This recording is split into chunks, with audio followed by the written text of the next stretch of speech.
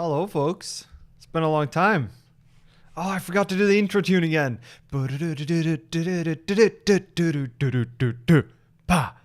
Just a tune to make it clear that my voice is about to come through as a warning for those who get shocked by my voice. Let's see. Let's do an audio check to make sure you can all hear me. Hopefully that should be true. And hopefully the volume should be okay as well. And hopefully both YouTube and Twitch can hear me. Otherwise, it doesn't really work, does it? Sweet. Twitch can hear me loud and clear. YouTube can hear me as well. Fantastic. Volume is great. Let me turn off the cat water fountain. There's currently a cat at it. It has to wait. Fantastic. And YouTube, can you see Twitch chat? And Twitch chat, can you see YouTube chat?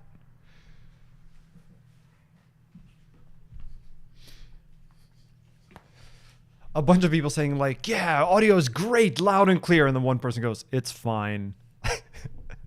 That's the right attitude to bring. I like it. Twitch chat can see YouTube. Fantastic. Can't see me. That's on purpose, indeed. And YouTube can see Twitch chat. Okay. Unfortunately. All right. Let's see. Hi. Can I steal your water fountain? Can I turn it off, please? Or do you want some more water? Okay. I'm going to plug it out now. There you go. Oh.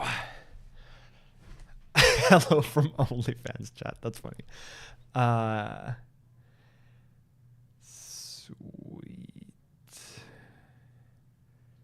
That's funny. Yeah, the water fountain just adds a little bit of background noise that's only really noticeable if the volume is particularly high or if I'm particularly quiet. Because this is a dynamic mic, and so if there's no louder noise, it picks up more of the background noise. From Brazil, that's exciting. I saw someone here who was from Japan, which is exciting. I recently learned that Rust for Rustaceans is going to be translated into Japanese, which is really cool.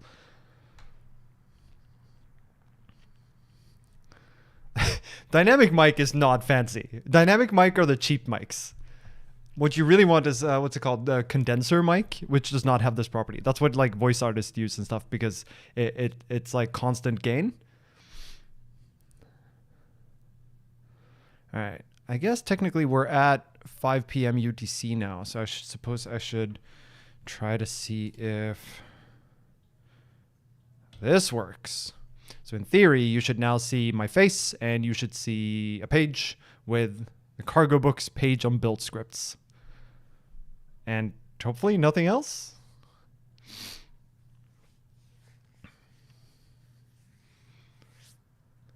Swept down to the build script and my face. Fantastic.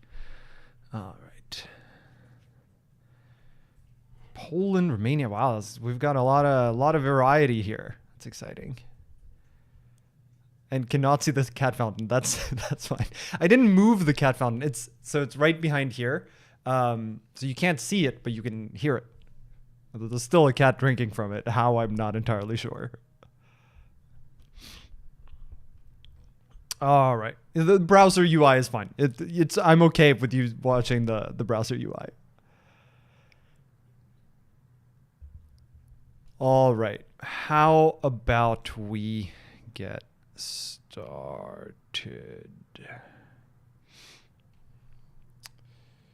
All right. Let's see. Welcome back, everyone. It's been a while since the last stream, which I feel like at this point I now say basically every stream, which is a little unfortunate, but somehow life tends to get in the way. This is one that I've been promising for a while. So this is going to be a Crust of Rust on build scripts and FFI, so foreign function interfaces, which is basically the way that you get Rust code to interact with code written in other languages. And we'll talk some more about what that actually means. The reason this came about is because Build scripts are decently well documented actually in the cargo manual, but they're a very general mechanism. So it can be hard to wrap your sort of brain around why they're useful, what they should be used for, what they should not be used for, what their limitations are, the patterns they usually apply when you do use them. And for FFI, there aren't great resources just talking about in general what's going on. There are some, like the Nomicon has a pretty good chapter on, the basics of FFI. The Rust reference is pretty decent, talking about like the extern keyword. But sometimes, as is sort of the standard for Crust of Rust, it's useful to really just dig into an actual real example to see how the pieces fit together. Now, because this is a Crust of Rust, it's going to be on the shorter side as far as it goes for my streams. So I'm guessing about 2 hours. And in 2 hours, it's kind of limited how much we can actually do in terms of implementing something that uses real FFI. So I won't get too much into reverse FFI. So that is for other languages to call Rust, like to generate C-compatible bindings from Rust code. I'll talk a little bit about it, but not too much. And I also primarily be focusing on linking against C.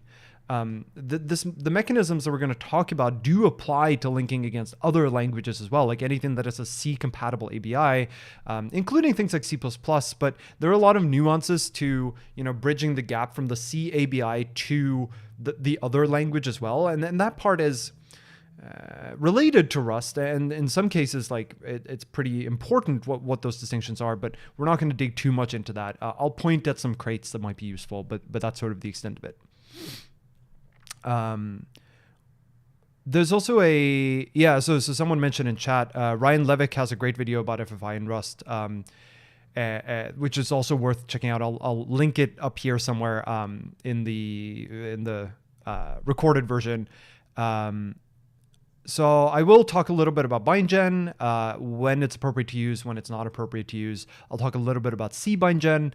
And in particular, the plan here is to write bindings to libsodium.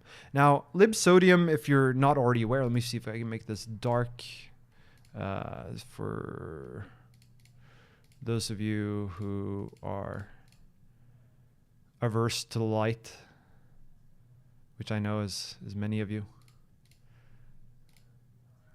Apparently I cannot. That's fine.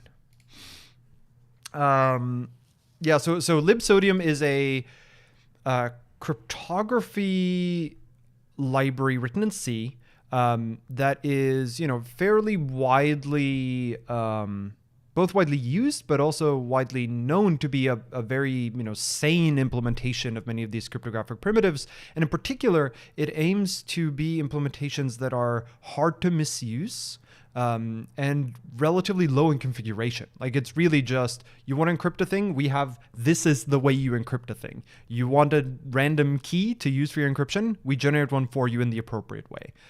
So it's intended to be sort of foolproof.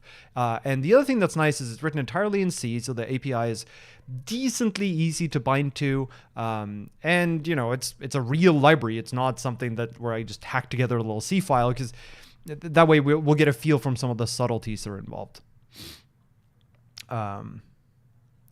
Okay, let's start from a little bit before we get to libsodium and the actual bindings, and talk about what build scripts are.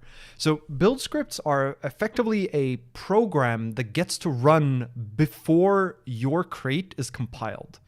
So the way this is structured in Rust is that, and it's a property of cargo. It's not a property of Rust, the language. It's entirely a cargo constructs.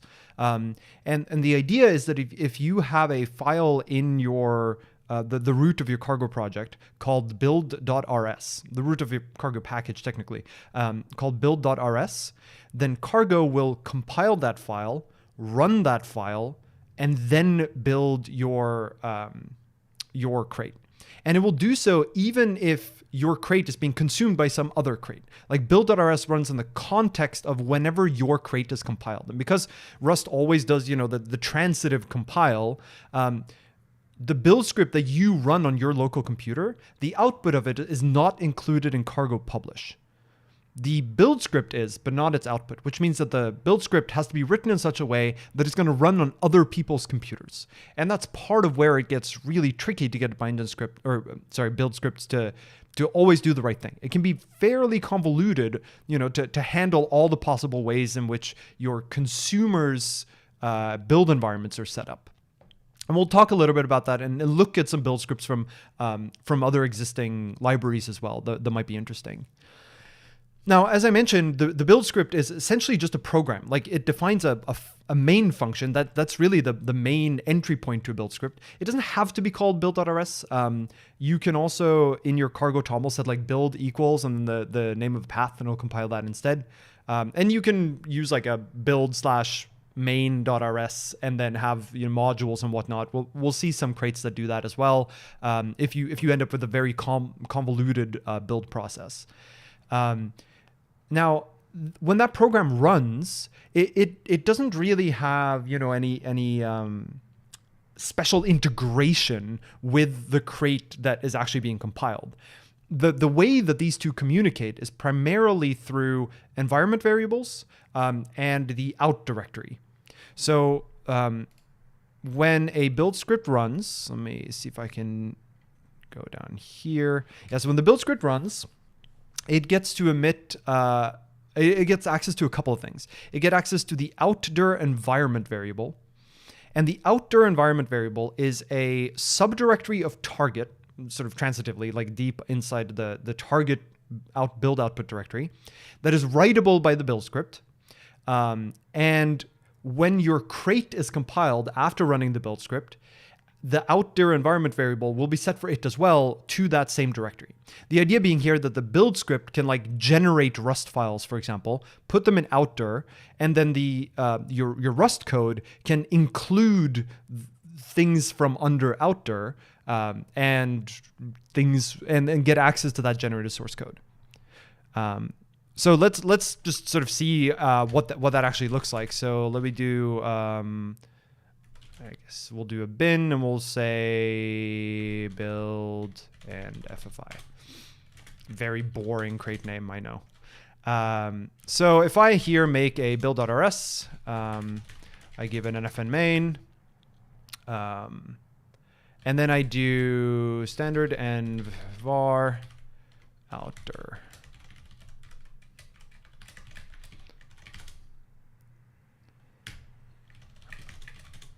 And then I do cargo run. So you'll see what it does is I get a warning. First of all, I haven't changed my source lib.rs at all. The build.rs does not generate any code, nothing like that.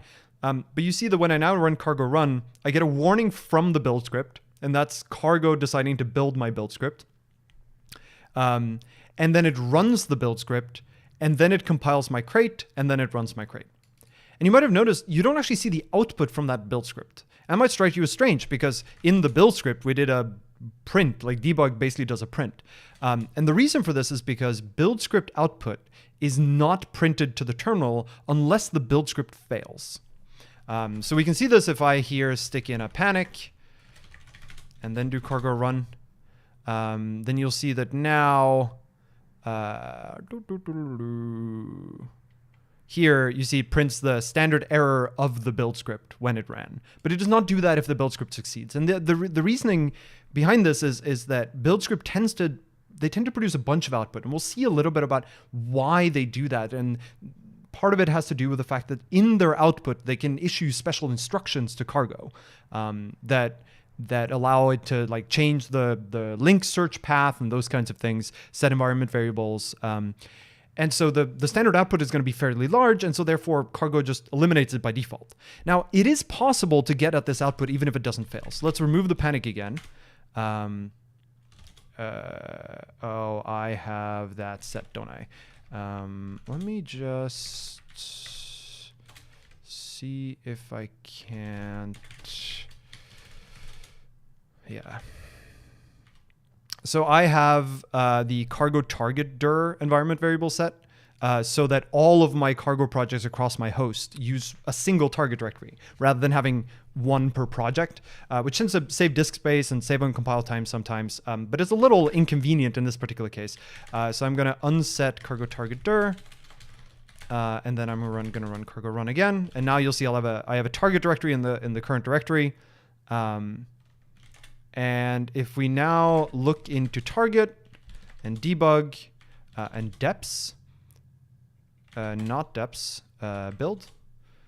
So inside of target debug build, or it could be release if you're doing a release build, you'll see that there's a subdirectory for, you'll see there's one for every crate. And in this case, there are actually two for this crate. And the reason for that is one is the build script and one is the crate itself. So if we do star, you'll see that one here, this is the build script being run. This is the build script being built. So this one here this is the result of compiling our build script. So this is sort of the crate that is the build script. And this is the crate that is the real crate. And included in there is the output and the standard error of its build script. So if we do cat target debug build an FFI, AFC output,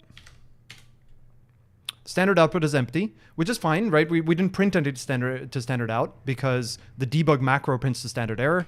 But if we cat standard error, you see there is the output from that debug.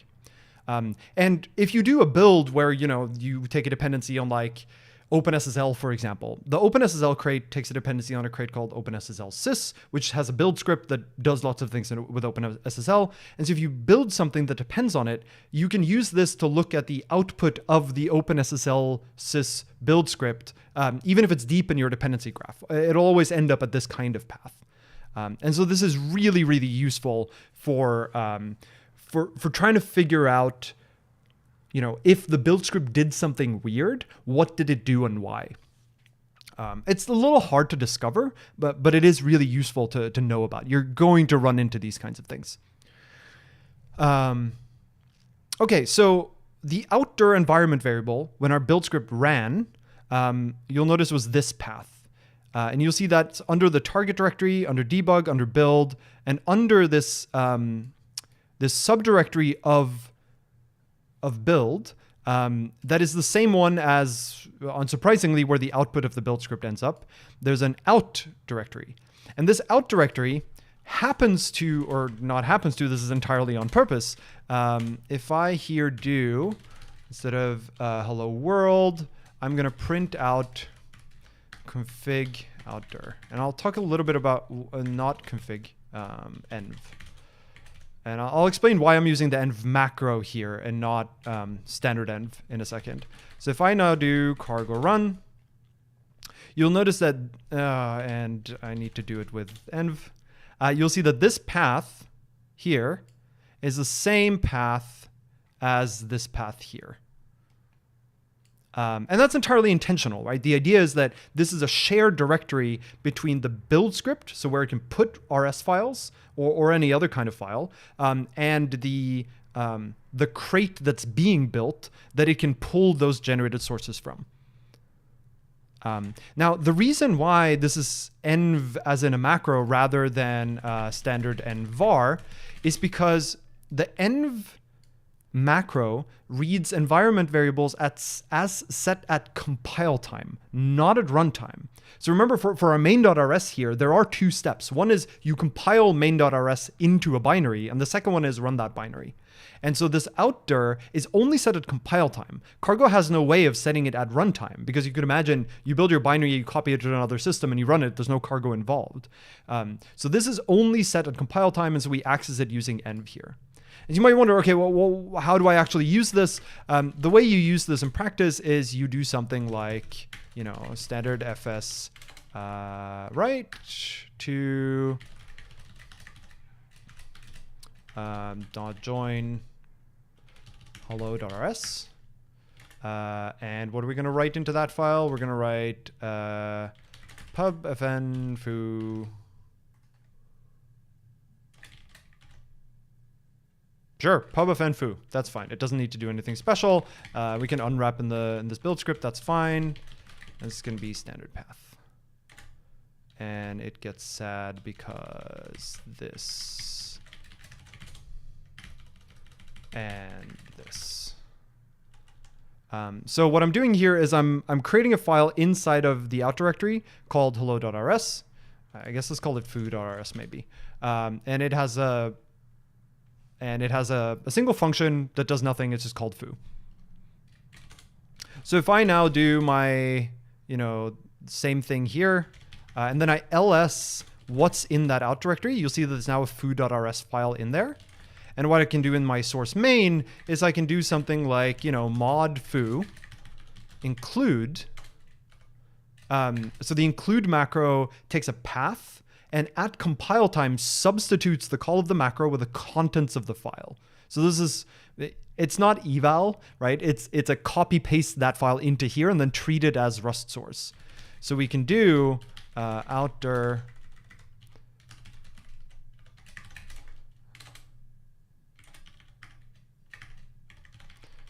foo.rs. And at least now in theory, we should be able to call foo. And indeed we can, right? This compiled. And the reason being, maybe if I have, do I have cargo install cargo expand? Because otherwise I want cargo expand. So cargo expand is a really handy tool for expanding macros and showing the result after macro expansion. And so that should show us that the actual code that gets compiled here after expanding the macros includes that inline source file that we just generated.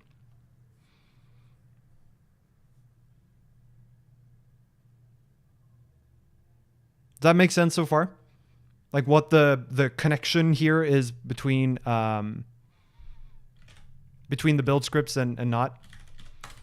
If I do expand, you'll see here the mod foo now just contains pubfn foo.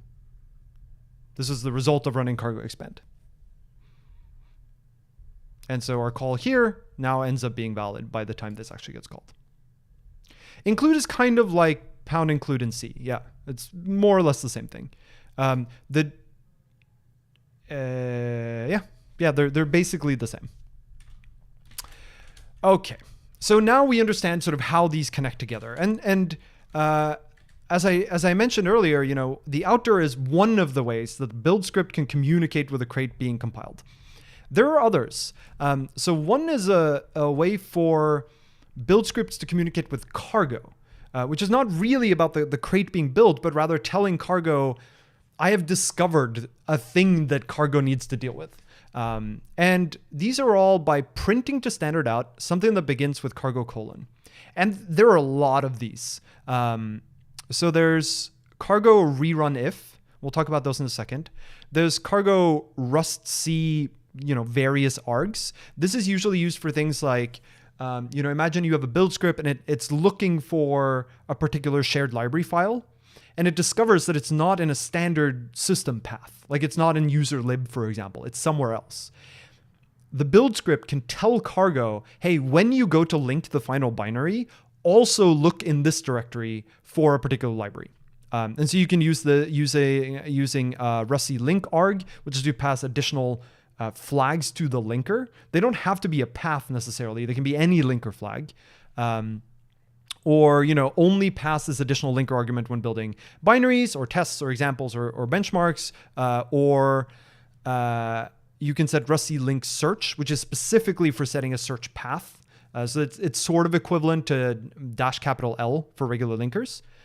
You can also pass Rust link lib, which is telling cargo, when you link, also link this library.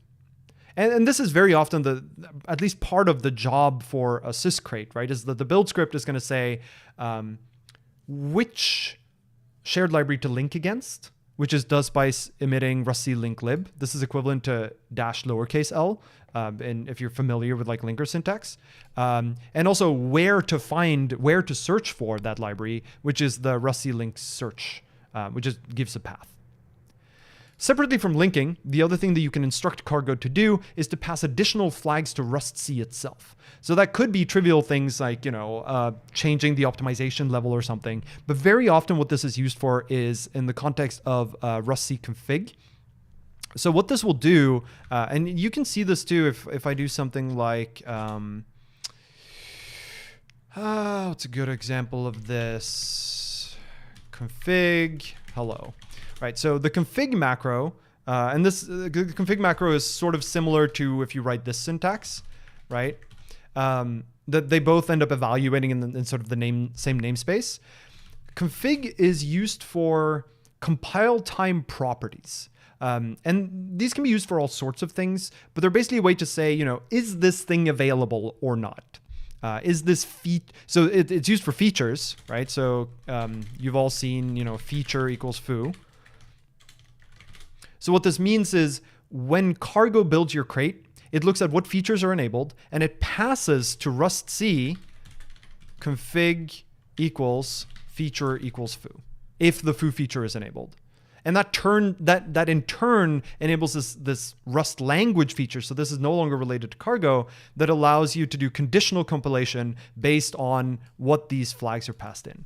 So if you use this Rust C config, then that means, pass additional config flags. Like let's say, one thing that the OpenSSL library does, for example, is pass in OpenSSL 110, which indicates, it's OpenSSL is at least at version 1.1.0. And what that allows is that the OpenSSL crate can then do things like config OpenSSL 110 to say only compile, this function if OpenSSL is at least that version. So it's a way for the build script to inform the crate about conditional compilation options it might need to enable or disable.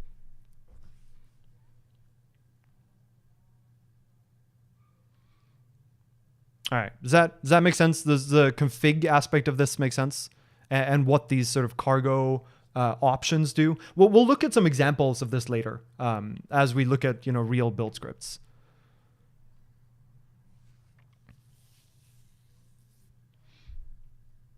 One thing that's interesting here, that people don't think about very often is the distinction here between Cargo things and Rust C things. So config is a Rust C, like it's a language feature of just saying you can conditionally compile based on properties that are passed to the compiler. And this is sort of similar to like in C where you can do like a -d define, and then you can conditionally compile based on that.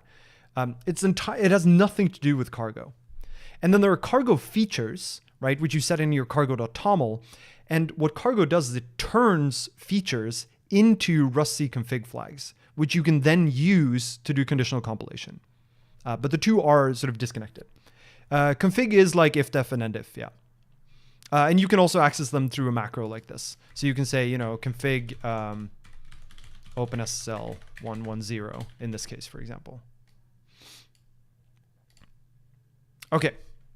So that's the other way that we can communicate between build scripts and Cargo and ultimately the crate itself. There are two more here that I want to touch on. One is Cargo warning. This is, I mentioned that in general, the output from build scripts does not get printed when they're run unless the build script fails. Cargo warning is the exception. So if a build script writes to standard out a line that starts with cargo : warning equals, then the remainder of that message does get printed to like when Cargo runs. And we can try this, right? So if we go to our build.rs and we do print line cargo warning equals generating foo.rs. And in general, these are intended for warnings. They're not intended for like logging. But if I now run cargo r, you see that I get this warning saying generating foo.rs. It's worth noting that these kind of warnings from the build script are only generated if you are working on that crate, if you have a path dependency on them. They're not generated if you have a transitive dependency on them. So for example, if the OpenSSL syscrate's build script generates these kind of warnings, you will not generally see them when you do a build if you just happen to have a dependency on it. You'll only see it if you have a path dependency on OpenSSL sys or if you are specifically building OpenSSL sys manually.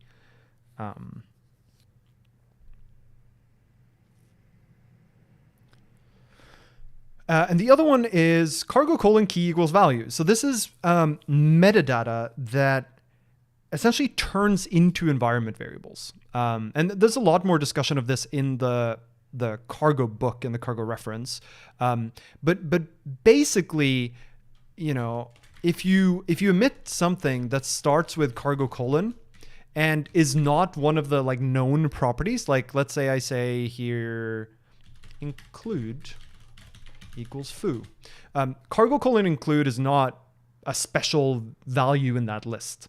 But what this does, if we then change source main rs, is it declares a dep. Oh, it might only work if I have a links, which I haven't set up.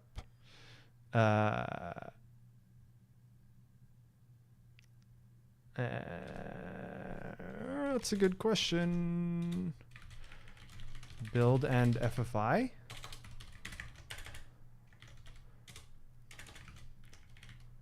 Include. Let's see if that's true.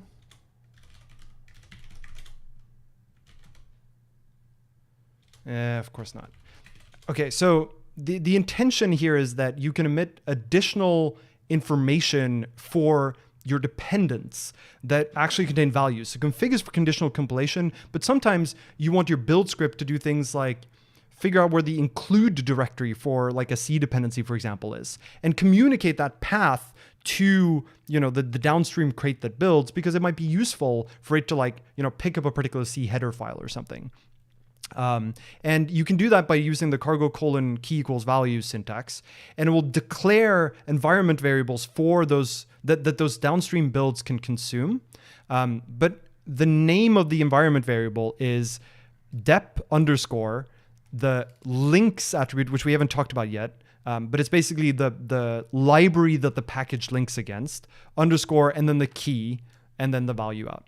And there's an example in here. We're not going to look at it because it's a little separate. Which in fact is a good reason to talk about links. So in general, this is not a requirement. This is worth pointing out. But in general, if you have a crate that links against a particular shared library, you're supposed to declare links equal in the name of the shared library in that crate's cargo.toml. This doesn't do anything magical as far as linking is concerned. You're still expected to use things like rustc link lib to tell cargo to also link against that library. You might still need to set the search path and everything. But what it does is it allows cargo to check that only one crate in the entire dependency graph links against the shared library.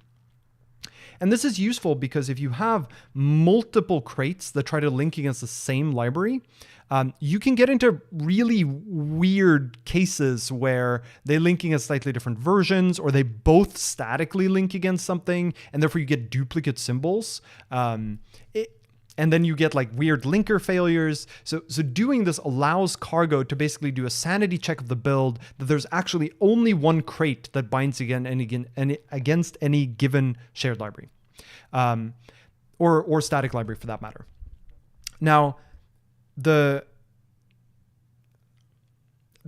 some interesting implications here, which is because cargo checks that only in exactly one crate, or at most one crate, I should say, links against any given library name, you don't want to end up with an ecosystem where you have lots of crates that provide bindings to the same thing. In general, the way that we approach this in the Rust world is that for most shared libraries, we try to have a single crate called -sys. So this would be, for libsodium, it would be called libsodium -sys. That crate, the only thing it does is bind against the shared library and expose the sort of raw FFI methods to that library. It is not supposed to do any kind of safe wrapping or providing an ergonomic interface, none of that. It is a pure binding to the library. And then you can have lots of different libraries that all use that sys library and generate nice bindings on top of it. But the idea being that because you only have a single sys crate that does the binding, that one has the links keyword, and that way it just sort of works out that you only link against it in one place.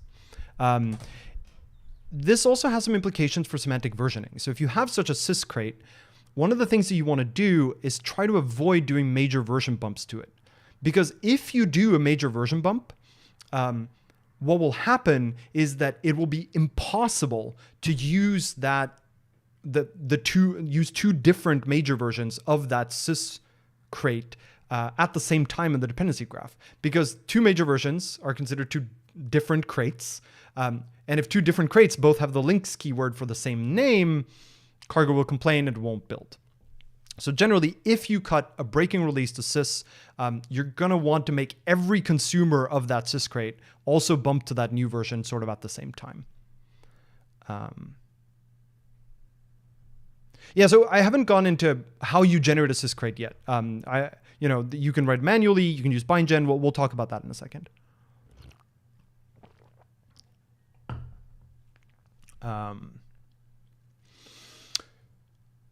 Okay, so there is, so it talks a little bit about this in the cargo manual as well, about sys packages. And it has some other nice properties, like you can override particular properties of links. There's one more thing I wanted to talk about, which is two, actually. Yeah, so you can set, in these sort of cargo output things from build script, you can also set arbitrary environment variables. This is sometimes useful. But one key thing that you set with build scripts is rerun if changed. By default, if a crate has a build script, the build script gets rerun every single time that crate is built. Even if there have been no changes to anything, it gets rerun, because Cargo doesn't know the conditions under which it should rerun, right? Who knows, that build script might, fetch something from the internet that needs to be done every time. So the expectation from Cargo is that every build script, if it knows it only needs to run in certain circumstances, should emit either the rerun if changed or rerun if env changed, or both. You can emit multiple of them to say, run me if these files or these environment variables have changed, not otherwise. So very commonly you'll see things like rerun if env changed for something like, OpenSSL libdir, which the OpenSSL syscrate uses to locate OpenSSL. Well, if the path environment variable that the user uses to locate OpenSSL is changed, the build script should be rerun. And so therefore that build script emits rerun if env changed, OpenSSL libdir. Rerun if changed is usually used for things like, if your build script compiles a little C program into, let's say, a shared library file or a static library or whatever that your crate then links against. Well, if the C file changes, the build script should get rerun. And so you can use this, this first stanza to do that.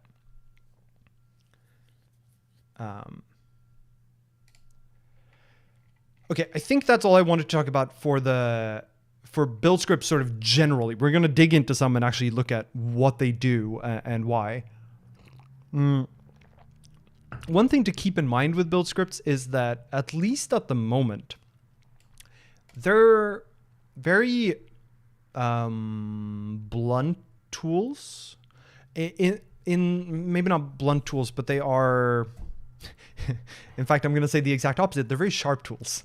And you can easily hurt yourself with them, because build scripts are not really sandboxed in any meaningful way, at least not at the moment. They can go talk to a database, they can connect to the internet, they can read arbitrary files, they can write arbitrary files, whatever the current user has access to, which should already be setting off alarm bells, right? Like things like reproducible builds sort of go out the window if a build script does something weird. It might just overwrite the files in source, and now you've lost changes that you had pending in Git. It might, read all your documents from your home directory and upload them to the internet. Build scripts are very sharp tools, and they're sort of implicitly trusted because they're automatically built and run for all your dependencies, which is worrying. This is an example of, with great power comes great responsibility, but also they're very troubling because you don't really control what build scripts your dependencies have. And you were probably not auditing all of them.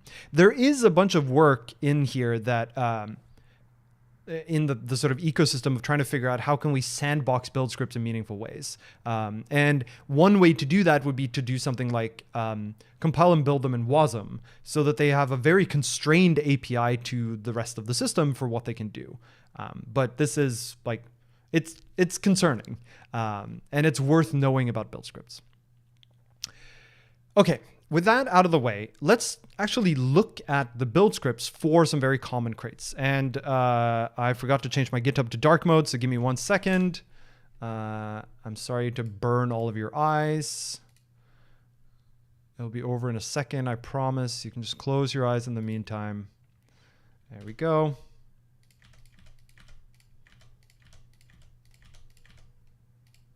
Okay, you can open your eyes again if you're if you have an aversion to the light. We'll talk about bindgen a little bit later and see bindgen a little bit later. So the first thing we're going to look at is there's a crate called git2, and it binds against libgit2, which is a bindings to the git C library, but not the real git C library, but a re-implementation of Git in C.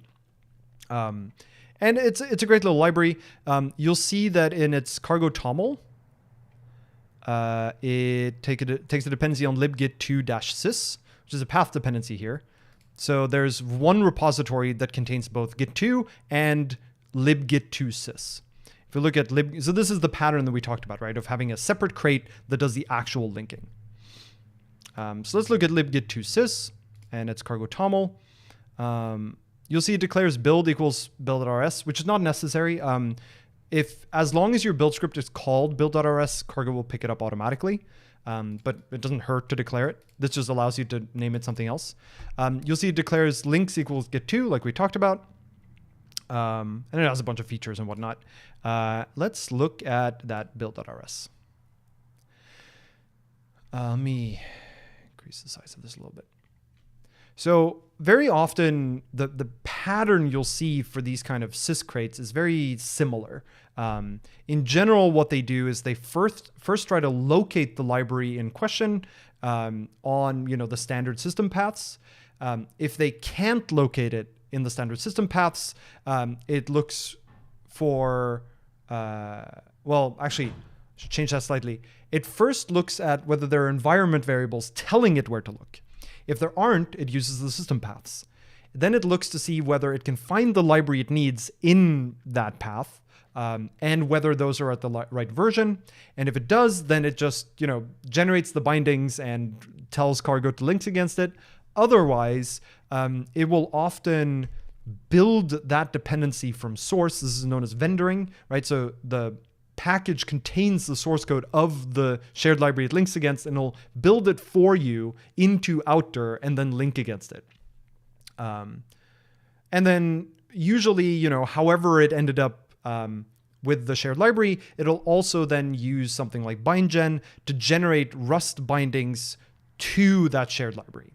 And we'll look a little bit about what those bindings look like, because that's when we get into more of the FFI space here. So in the case of git2, you'll see it reads out a bunch of environment variables. And I have some opinions on these environment variables that we can talk about after we've looked at a couple of these. One thing that's pretty common is to have a feature that says whether or not to vendor the crate in question, which you can set to 1 if you wanted to always vendor, like never use the one from the system, even if it's available, always build it from source. Or you can set it to 0 if you want to say never build it from source. And some crates will also have it as a feature. I forget what the libgit2 does. Yeah, so it has a feature called vendored that carries the same property of saying if this feature is enabled for this crate, then build from source.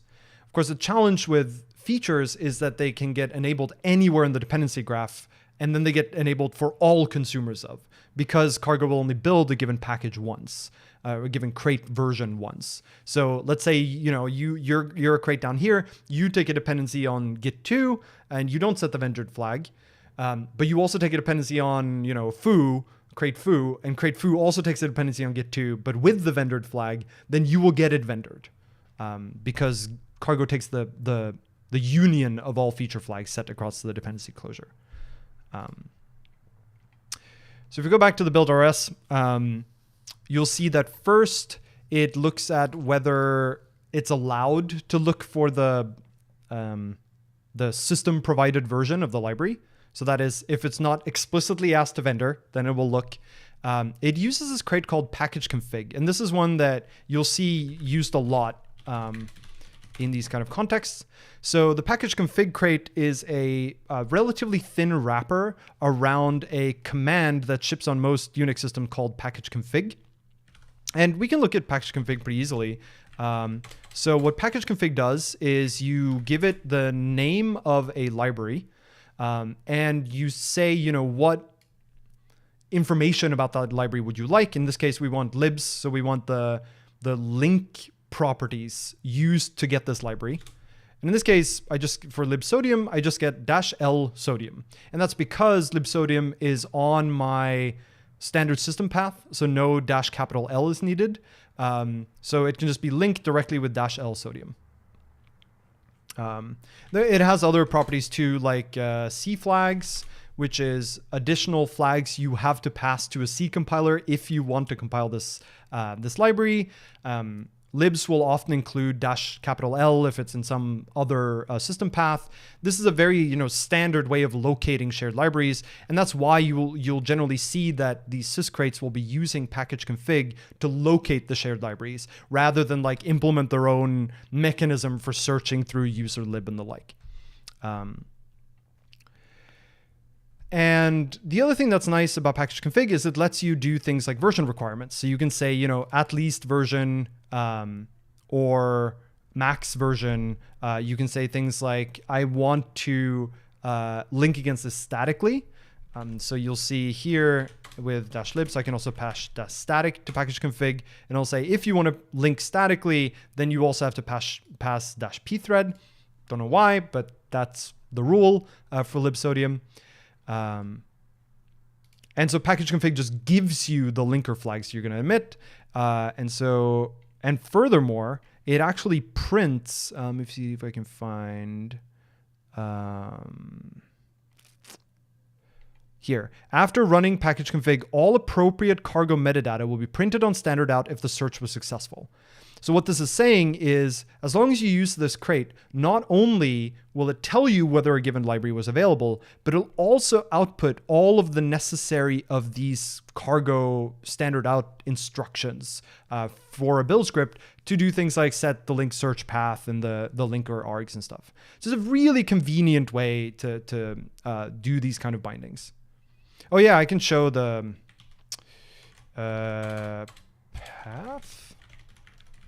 So the way package config knows whether or not a library is available, where it's available, what version, is it uses these package config files, which, so there's a package config path, environment variables, so you can set to tell package config to also look in other places.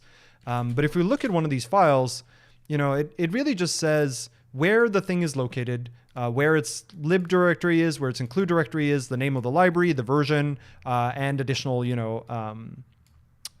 link properties, link arguments that might be useful.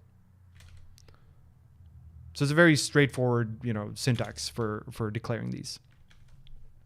So you'll see back to libgit2sys, if it's allowed to use the system version of libgit2, then it creates a package config. It uses that to scan for a range of versions that it knows that it can bind against. It probes for libgit2, and if it finds it, then it also walks the include paths. I don't know why it emits this. This is probably so that when building the crate itself, it has access to, it knows where the include files are. I'm not sure why it does that, but it does. This is just the cargo :key equals value. Like root doesn't have any special meaning as far as build scripts do. So this is just to communicate information about where the include directories are to the downstream builds. And then you say it returns. Like if it finds it this way, there's nothing more to do. The build script here is done. And we'll talk about how the Rust side of the bindings actually get produced in a second. If it doesn't find it on the system path though, you'll see it emits this rustc config saying libgit2 vendored. The reason it does this is because that means you can now do conditional compilation on whether or not you built libgit2 from source, right? Using, using config libgit2 vendored. I don't know whether they use this anywhere, but at least now this means that they can. And then it does, in order to build from source, so in order to vendor, it needs to have the source for the library that it's going to build. And the way it does that is it has libgit2 checked out as a submodule. But because when you git clone a repository, it doesn't include submodules by default, they have this extra, stanza that if the submodule hasn't been checked out, then run submodule update init so that you get access to the submodule. This, of course, won't work if the build is sandbox, for example, because you wouldn't be able to run git commands because they need to access the internet. But this is more of a convenience thing where, if someone wants to build libgit2 sys, you want it to just be, they can just run cargo run and it works. And so that's why you have these kinds of additional stanzas. When you run cargo publish, what happens is, and we'll see if they did anything special with it, in cargo toml, so you see they have an X. So cargo toml cargo, when you run cargo publish by default, will include anything that's not ignored by git ignore. So if they haven't git ignored libgit2, all of libgit2 is going to include it as well. So basically, the libgit2 sys crate source tarball on crates.io includes the source code for libgit2. And you'll see this is one of the reasons why the version for libgit2 sys includes this plus here, includes which version of libgit2 itself is vendored and bundled with that version of libgit2. And you see they have an exclude stanza in here to say, don't include all these other files when you do a publish because they're just irrelevant and large. And so in the build.rs, once they've made sure that they have the submodule, then what follows is basically all of the steps needed to build libgit2 from source. So, it uses outdir to figure out where to build it, like where, what the scratch directory is essentially for building the artifacts. And then it's all the, traditional things of, figure out what target you're compiling for. They use the CC crate, which is a really nice crate that's the wrapper around, a standard C compiler that knows about all of the standard environment variables like CC and AR and LD and LD flags and C flags and CXX flags and CXX, like all of those things that, the C world have accepted as things we use for compiling C code. So you can just do cc build new, and then, set things like additional include paths, where to build, whether warnings are enabled. And you see all of this is just, someone had to figure out all the steps that are required to build libgit2 from source. You see there are all these defines, and then ultimately somewhere down here, so you see there are a lot of steps. And so down here, ultimately it calls config, which is still the cc builder dot compile, which is going to actually invoke the compiler and linker and stuff. And at least as long as that succeeds, it's going to then emit all of the necessary, rustc link properties are needed, which the CC crate also takes care of emitting. It just emits some extra ones for Windows and Apple devices. And then it emits some additional like rerun if properties here to make sure that if the vendored source changes, we rerun the build script. Okay, so that's like the entirety of the build.rs here. Any questions about all the stuff that this build.rs is doing before we dig into how the Rust bindings of this come up?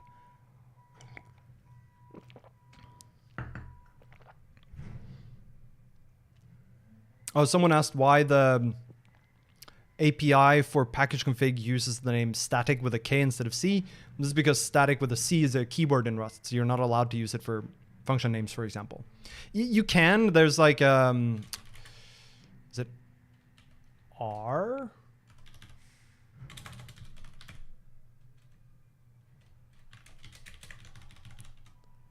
Which lets you... Yeah, so you can use this to declare that the name of a function is specifically intended to not be interpreted as its keyword, but it means calling the function is a little annoying too. So most people just use, like the standard is, you know, instead of static, you use static. Instead of class, instead of crate, you use crate, and so on.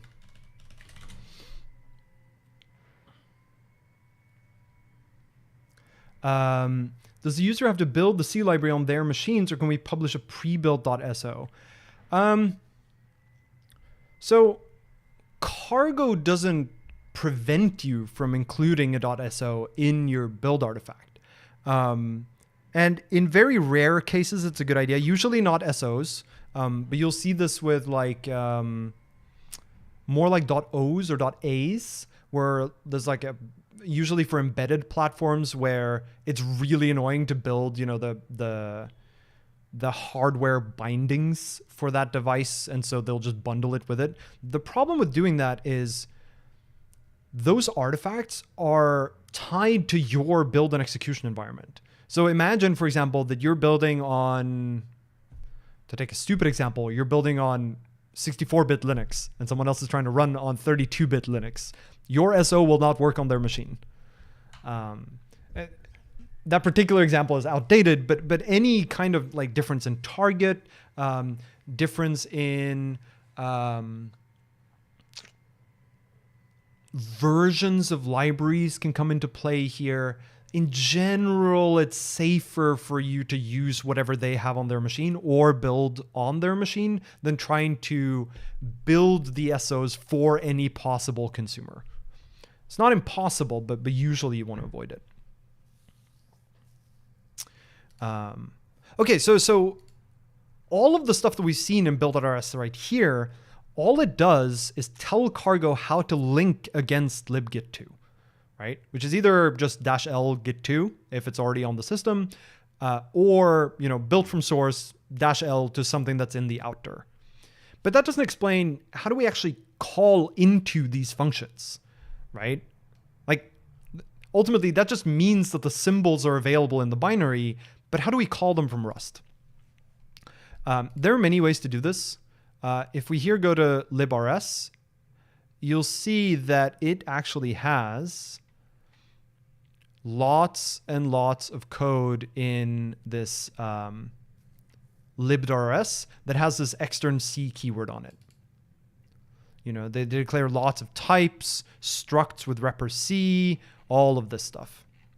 And that is one way to do it. And it's actually a fairly common one for very stable libraries. So this is, you know, probably I'm going to guess that this was generated by bindgen and then manually changed to be better. So this is a good time to talk about bindgen. Bindgen is a tool that, as it says, automatically generates Rust FFI bindings to C libraries. The idea here being if you have a C header file that contains, you know, the C function definitions and type definitions for an interface, you can call bindgen on it and it'll generate a Rust file that has the equivalent Rust types and extern FNs. So if we went to, I wonder if I can pull this up easily. LibRS. So this is the git2 source code. And if I go to include git2.h, and I guess any arbitrary file in here. Let's do something like commit.h. This is just from the actual C library git2's header files. One of the things that it declares is git commit lookup. If we go in lib.rs, you see there's, far down the file, I'm guessing this is, oh my lord, down here, you see they have a giant extern C block that just has lots of function definitions. And one of them is git commit lookup. And here, they have the Rust equivalent types for all of the arguments. This takes a pointer to a git commit, a pointer to git repository, and a pointer to a git OID. And these are the Rust equivalents of those arguments.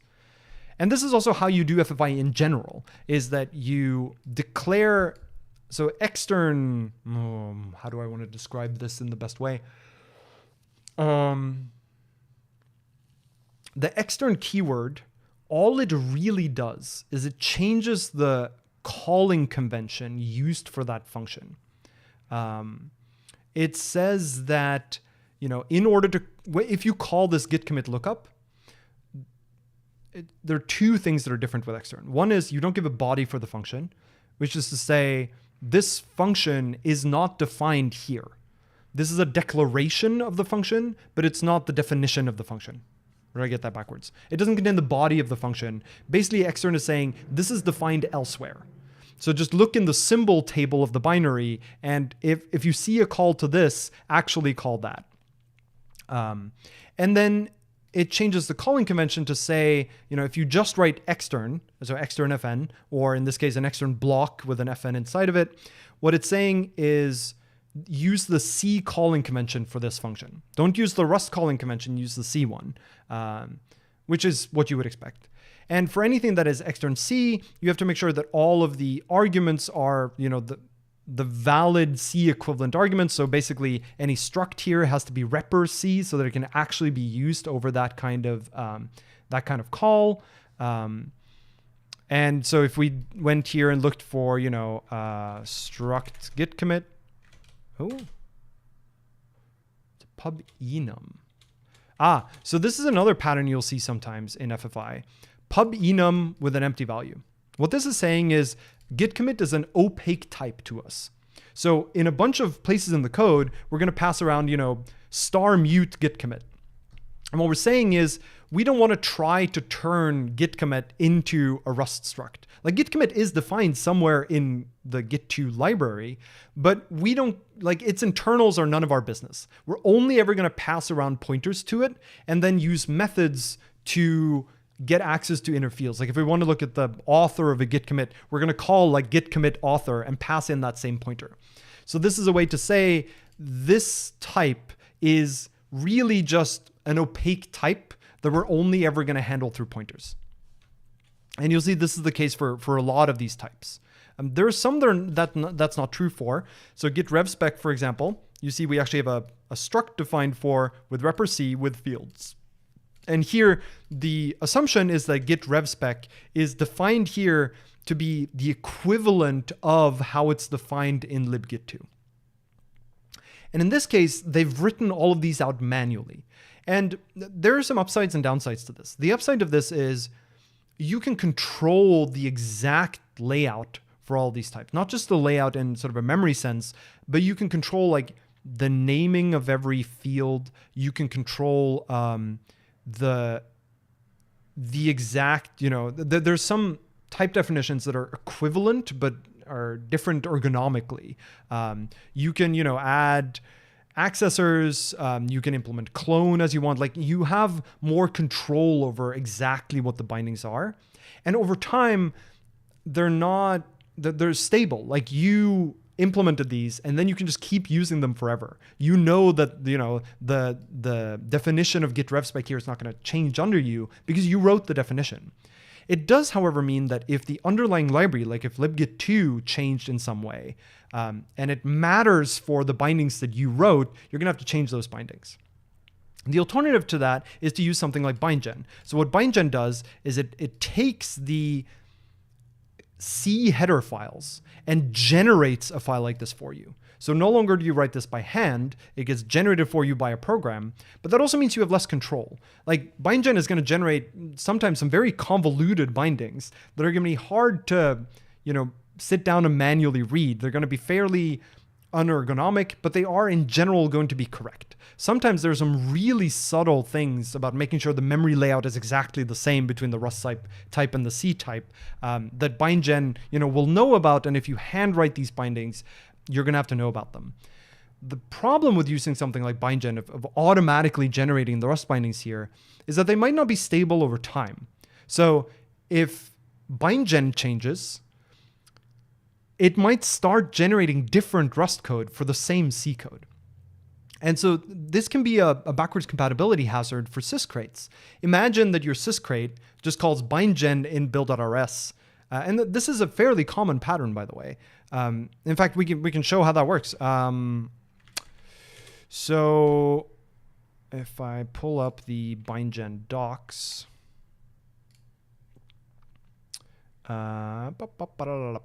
library usage, tutorial. Yeah, so you add a build dependency on BindGen.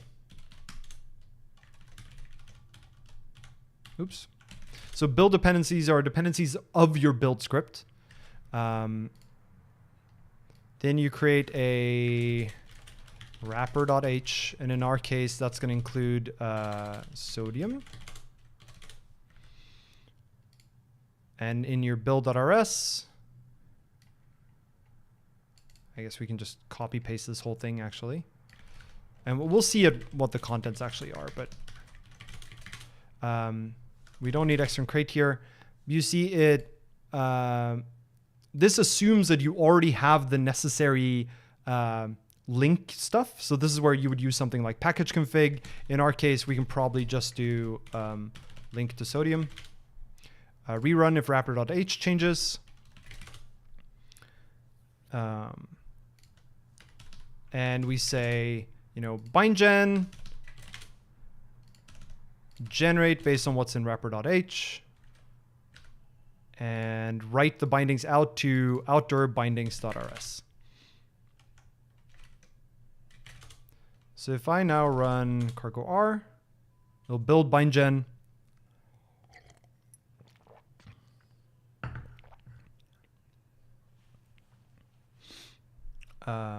So before I go into this, someone asked why are these empty enums rather than just being unit structs? The reason is because you don't want someone to be able to construct an instance of it. Because you're saying this type is entirely managed by that library, you don't want someone to be able to construct a pointer to one out of nowhere. And an empty enum is impossible to initialize in Rust. You can't create a git commit because there are no valid variants. And so this is a way to truly declare this type is opaque as far as the Rust side here is concerned. If it was a pub struct git commit semicolon, you could just construct it by saying, git commit. And we don't want people to be allowed to construct. Right, our source main is going to have to change because now, let's name this FFI, and this is now going to be bindings.rs. All right. So now, if we go into target debug, build an FFI. Ooh, let's actually print out.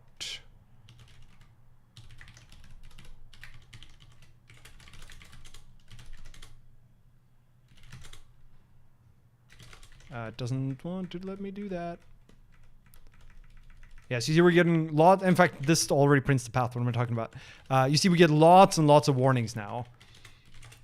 And so if I open this file, which is going to be giant, you see this is in the out directory of the build script, bindings.rs. And you see it says automatically generated by Rust BindGen. And you see this is taking the sodium.h header file, which is the main header definition file for all of libsodium, and generating the equivalent Rust bindings for everything in there.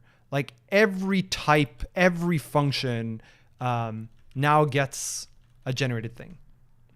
But of course, this is huge. Like this is lots of stuff and everything is marked pub, which means that if I publish this as a syscrate and then bindgen changed, usually it ends up being a major version change, but even so, if I try to upgrade bindgen, I have to make sure that my public API did not change at all in backwards incompatible ways, because if it did, I would have to do a new major release of my syscrate, which, as we talked about, because there can only be one crate with links for a given library, I would also have to make everyone who uses my syscrate also bump there. So it ends up being this like giant explosion of things that have to change. Usually you can draw the boundaries at the crates that use the syscrate because their API can usually stay stable, but it's still a major undertaking if you have these syscrates just use whatever bindgen produces directly. But it is also really convenient because it means you don't have to handwrite these bindings. There are a couple of ways around this. So for example, you can have a private module that includes the bindings, and then you can have a pub use FFI the specific things you want to expose from there so that you don't expose the whole thing. You can also in your build.rs, and we'll do this once we actually start writing these bindings for real. You can do things like blacklist function. Blacklist functions or types to say, any type that contains, foobar, don't include in the bindings. Or you can even do this the other way around, where you can do whitelist, only include things that include, a crypt box. And that way you're limiting what bindgen will actually generate bindings for. We'll take a look at that when we actually look into the libsodium API. So you, in general for syscrates, you want to find ways to ensure that your public interface is at least somewhat stable. And for libgit2, the way they did this was just check in the bindings. Whether they're auto-generated and then tuned, or they were entirely auto-generated and just checked in, or they were handwritten, check them in so that you don't generate them automatically on every build. And in fact, this is one of the reasons why the bindgen crate comes with a command line tool as well that you can use to generate the bindings just as a once-off. Okay, so that's what bindgen does. That's the sort of step for generating these bindings that libgit2 does not make use of. It just handwrites these instead. Before we get to libsodium, I want to continue walking through the build scripts of some existing crates that do this, just because it's useful to see a little bit of variety here. So this is the SSH2 crate, which generates bindings to the libSSH2 C library. It also has, a workspace with two crates, one called libSSH2 and one called libSSH2 sys. If we look at it, you're going to be unsurprised to see that its cargo toml says that it links against SSH2 and it has a build script. And if we now go to its build.rs, in fact, let's look at its lib.rs first. You see, it too has manually written bindings for the same reason. It wants to be able to control its stability over time. But you recognize a lot of the patterns, right? So you see these pub const. If we look at the generated bindings here, you see bindgen also generated a bunch of pub const. Right, and I bet you there's if we go down a little bit, so you see it generates a lot of pub type, which are going to be type aliases for types that are used elsewhere in the definitions. And some of these, we don't really want it to be using, like it shouldn't need to generate bindings for max align T. So some of these we would sort of allow list or block list, but I want to see if I can find some non-trivial types here. So here, for example, there's a type crypto state. This is an example of something that should probably just be an opaque type, right? Like we shouldn't be knowing about the field called opaque here.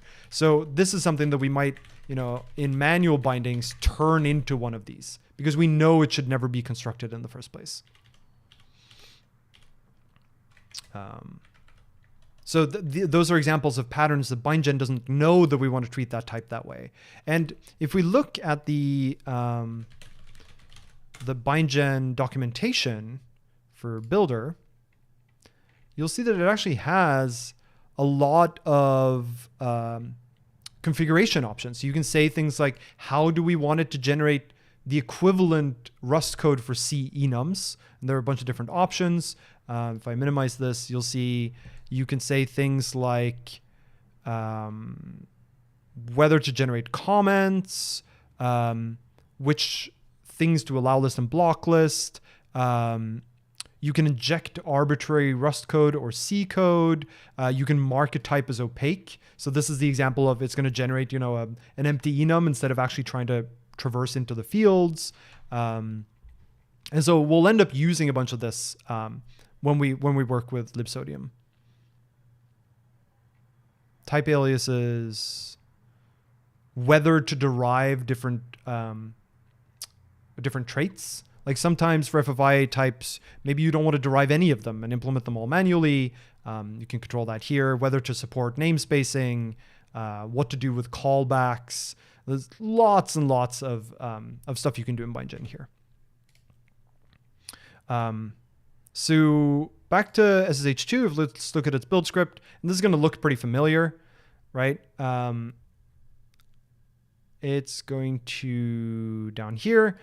So libssh2 is a little weird. By default, it doesn't use package config. It requires you specifically opt into it. And there's some debate about whether that should be the case or not.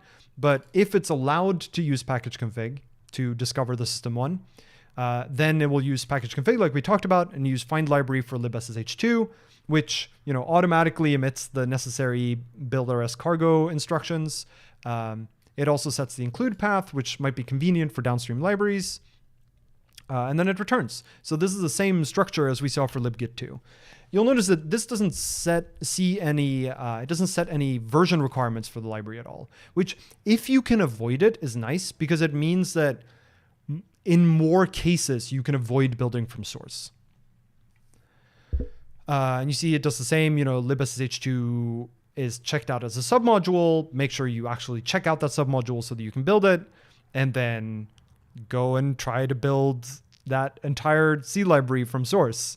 So it creates a, where is the config? A cc build into outdir, and this will all look familiar.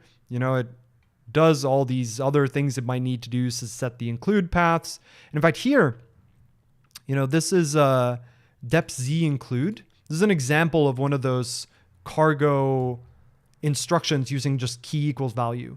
So this means that there's the libz syscrate emits a cargo include equals of its include path for the z library, the compression library, and we consume that here so that we can tell our build of libssh2 to also discover the include path for the compression library. By using this environment variable, the cargo automatically sets based on cargo key equals value. And you see, if we consume an environment variable, we also tell cargo about it so that we get rerun if it changes. And it does some stuff to parse out which version of libssh2 we actually used, store that in a file, and then builds ssh2, and then it's done. You'll see the mention of this VC package as well. This is if you're on Windows using MSVC, then you can't use package config because it's Windows, so you have to use VC package instead.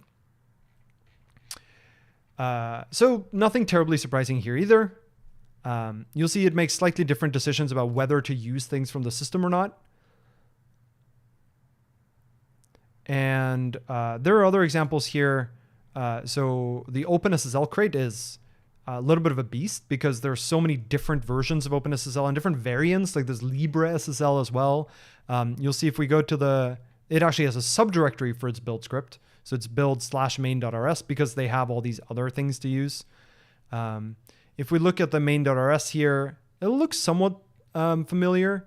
So it finds OpenSSL,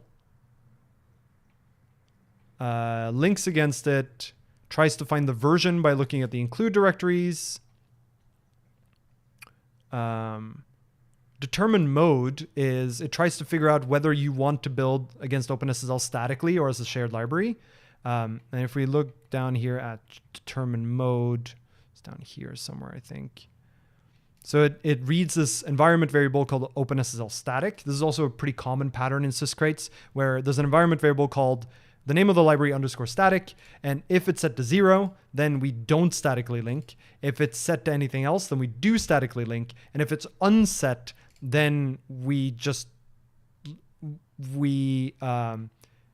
use whether or not a .a and a .so exist to decide what to do. So if only the .a exists, then we statically link. If only the .so exists, then we dynamically link.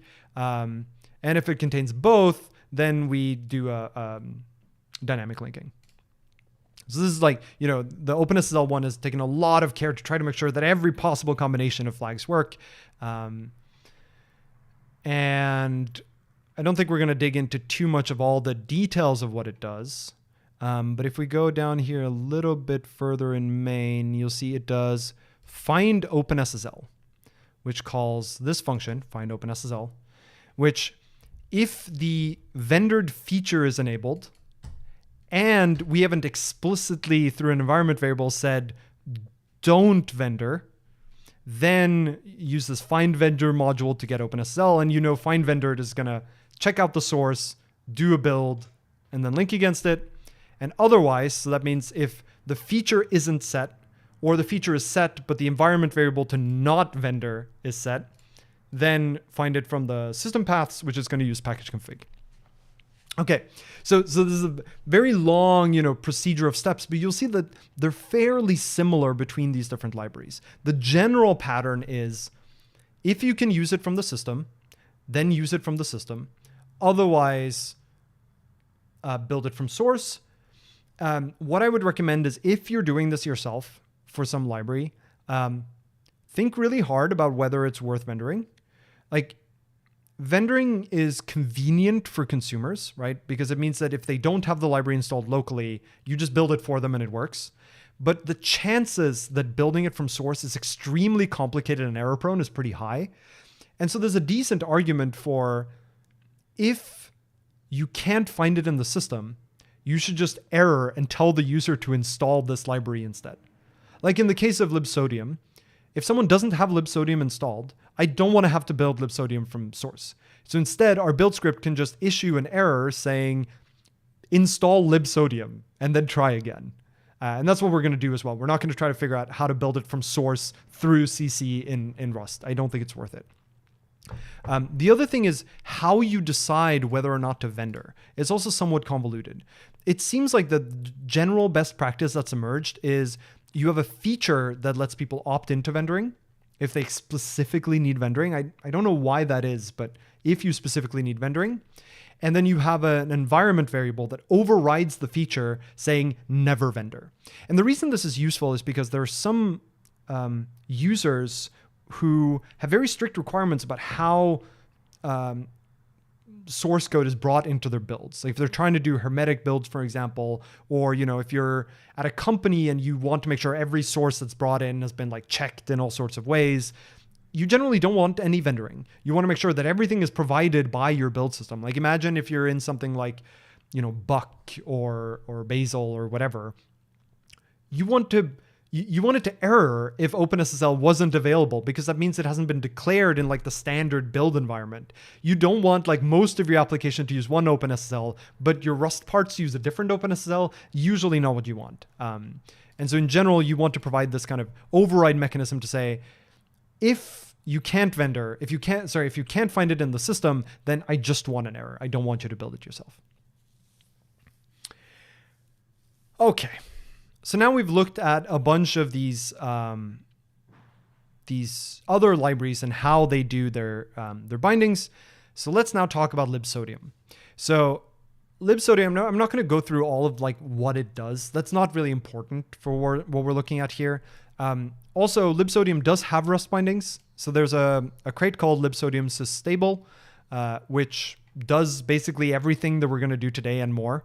You'll see it has a build.rs, and that build.rs, you're going to be unsurprised to learn, uses package config and to find the library. If it doesn't, it vendors it by building it from source, like all of the stuff that we just saw. And it too has, in its source, it has sodium bindings, which have all of these auto-generated things from bindgen. It has a script that calls bindgen to regenerate that file, but that way it's not automatically run, so they can choose when they regenerate the bindings. And then it has a lib.rs, which just pub uses everything from the generated bindings. So what we're building today is not intended to be like published as this is the thing to use. Use the one that already exists. In fact, there are even like, nice ergonomic wrappers around the FFI stuff, which is usually how you want to structure this, right? You want the sys crate to just be the FFI bindings, and then you write another crate that provides like safe wrappers and ergonomic wrappers around everything. A vendoring usually means built from source, yeah. Okay. So let's now figure out what to do about libsodium. So the place we're going to start here is installation. I've already installed libsodium. I installed it just on my system. So let's now go over here, and I actually want to exit from that, and I want to do cargo new lib, and we're going to call it libsodium sys. And in our cargo toml, we're going to say links equals sodium. And in our build dependencies, we're going to steal that from over here. And then we're gonna do exactly what they tell us to do, which is wrapper.h, which doesn't include sodium.h. So this is basically copying over what we had elsewhere. We're going to copy the build.rs. So in this case, I'm not going to be too concerned with API stability for this one.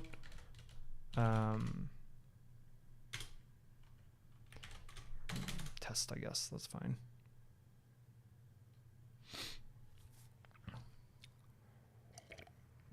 Yeah, so I'm not going to be concerned with API stability, so I'm just going to run bindgen at build time. And we can do a little bit better here. Like here, we could use package config. So if we do docs/package config, we just do in our cargo.toml, we're going to say another build dependency is package config equals 0.3. And so up here, we're going to say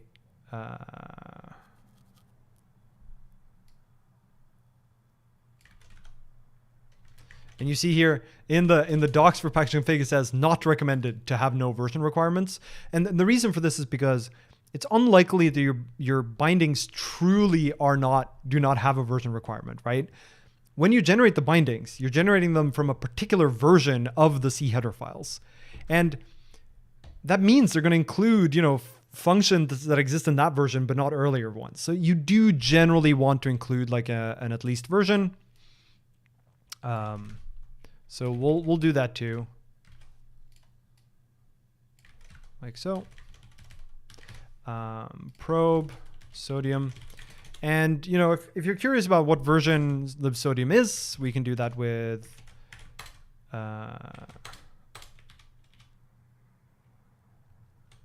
so you can provide version requirements to package config too. You'll say here, I just put in a version that I happen to know works. It says dependency requirement libsodium greater than 1018 could not be satisfied because libsodium has version 1018, which suggests that that's where we should start, right? We're generating bindings based on 1018, so that's what we're going to use. And package config is going to generate the link search and the link lib for us. So those we can just remove. We do want to make sure that if the wrapper that we had changes, then we rerun the build script.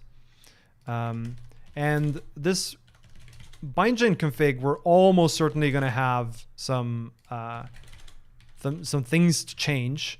And in fact, if we go back to the bindgen docs,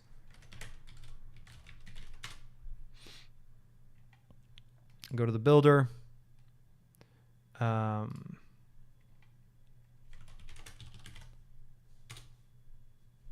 allow list function. We want to do dot allow list function. So if we go back to libsodium, we need to start somewhere, right? So quick start. That's a lot of stuff. I want to see.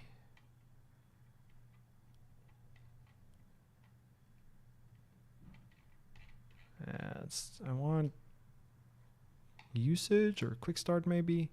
Quick start. Okay. There's a function called sodium init. I just want to check that like the FFI bit works. So for now, what we're going to do is we're going to only allow list that function.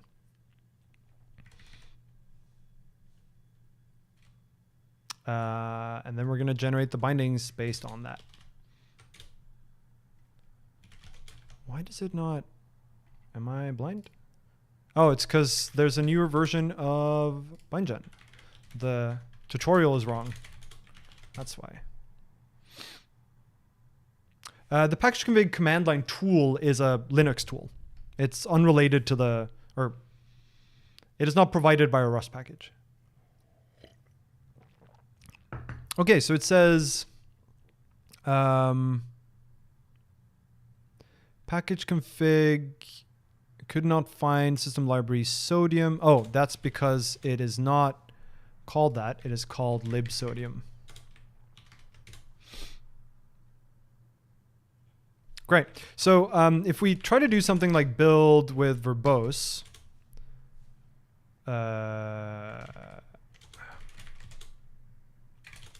touch wrapper.h, which is going to redo a bunch of the things. What we'll see here is at the build at the end, you'll see it includes -l sodium, which comes from package config. You'll also see it does this, -L, so search path, user lib. This is, I'm going to go with a bug in package config, which is that it will omit the cargo instruction for setting the dynamic library search path, even if that search path is the standard location for search paths, for shared libraries. And so we want to opt out of that because that's just wrong. And it causes them really hard to debug problems sometimes. So I want print system libs false.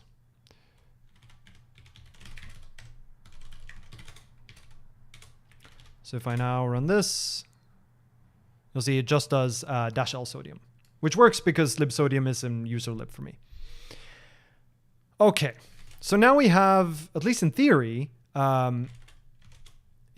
build.rs is going to generate the bindings for us, and hopefully it just generated the sodium init function. And our lib.rs currently doesn't really, source lib.rs, currently doesn't do anything. So what we want here is something like mod FFI, include concat env outer bindings.rs. And I forget whether there's a, what does bindgen tell me to do here? Yeah, great. And they say to allow these things, so what we'll do is we'll actually allow them on just that module.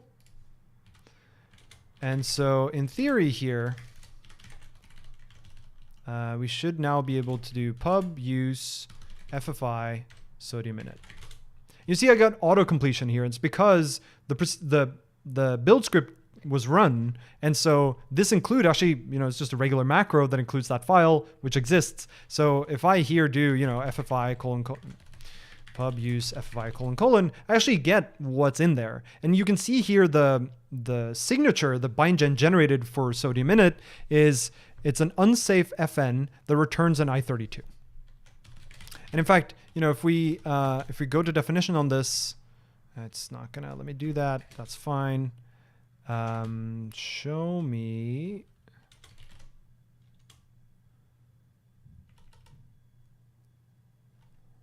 I want that file. It's going to be target debug builds. Yeah, so if you see if I ls there, you see it generates directories for all sorts of the dependencies that are built. In our case, what we want is libsodium.sys, which has a bunch of different files. And the one in particular we want now is anything that's /out. Bindings.rs. Why there are two of it, I'm not sure. But let's go look at this file. See, this is what BindGen generated. This is an extern C block, which says for these are defined elsewhere, and they use the C calling convention. It's a pubfn. Every extern function is inherently unsafe because we don't know whether the signature even matches what the real function does, much less what that function does in the first place. So there's no need to write unsafe here. It just is unsafe. Sodium init takes no arguments, which makes it really easy to generate. And the return value is a C int. Great. So far, so good. And if we go back now to libsodium, you'll see here that they also recommend using package config to link against it. They say that in int main, all you have to do is run sodium init, and if it returns -1, then it's an error. Otherwise, use the library. In fact, sodium init initializes the library and should therefore be called before any function provided libsodium. It's safe to call this function more than once and from different threads. Subsequent calls won't have any effects. Okay, so this is pretty common in C libraries. So you have like an initialize function you have to call. Like for GTK, this is the same. There are ways in Rust to like run a function at load time. So there's a crate called ctor that lets you annotate a function with ctor and it'll run before main. As long as your crate is actually included. And we could do this. We could have a ctor for our library that runs sodium init, and then everything else just uses it. Now, the downside of using something like ctor is that if there's an error, there's no good way to report it to the user. And my guess, in fact, is that over here, it might stall. That's fine. I wonder if it tells us anything about...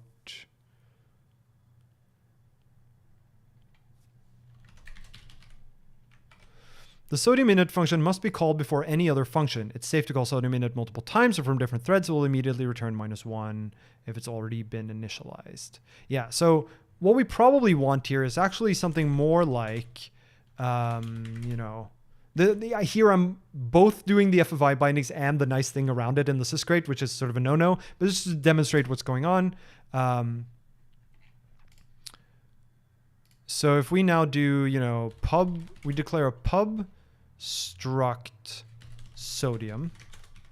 We're going to mark it non-exhaustive because we want people to not be able to construct this type without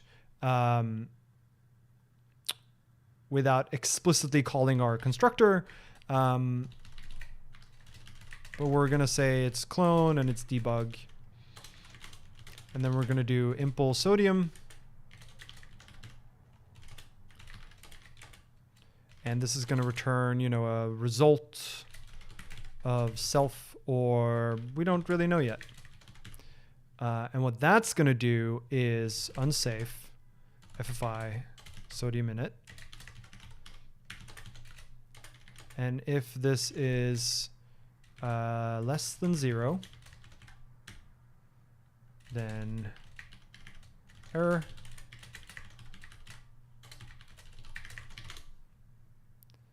And there's going to be a pubfn. So the intention here being that, any other function that we want to declare that uses libsodium is going to be like, I don't know, I don't have a good example. Bindings for other languages. Quick start in FAQ. I want to write bindings for my favorite language. Where should I start? Start with the crypto generic hash API. Okay.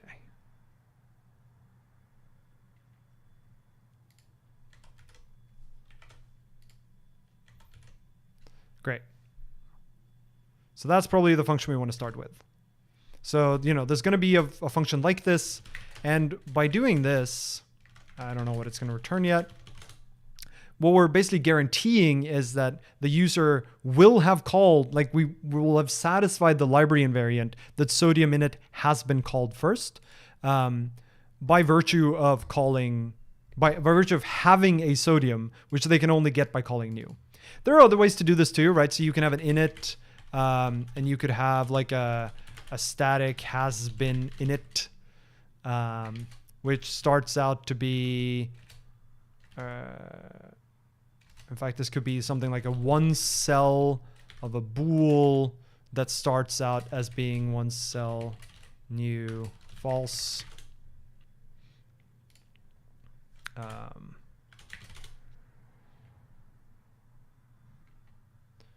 And then we could have init instead do, if basically if it hasn't already been inited, then init.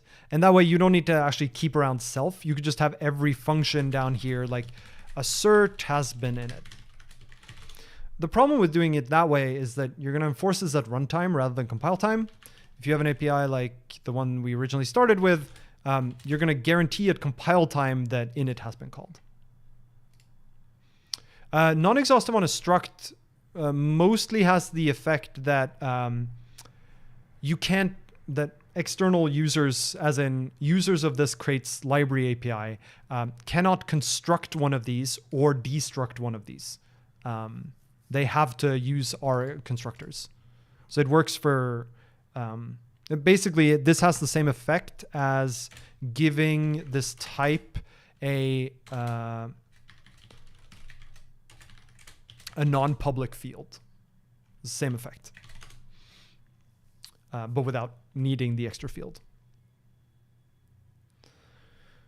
Okay, so this now does FFI. Like if we now do here, it works. We should be able to do sodium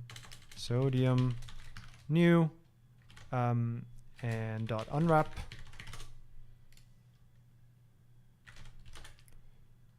Lib sodium.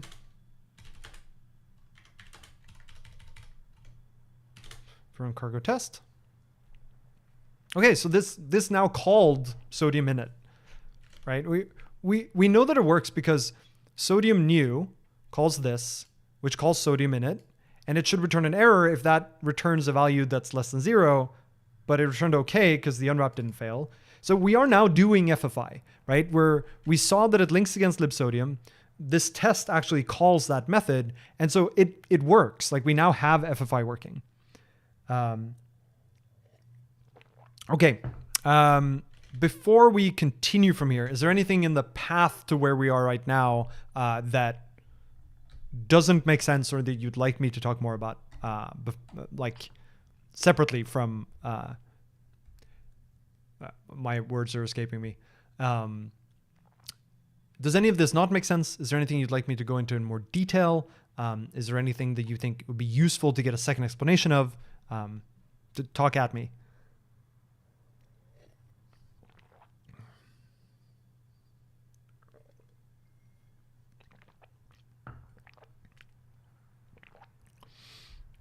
I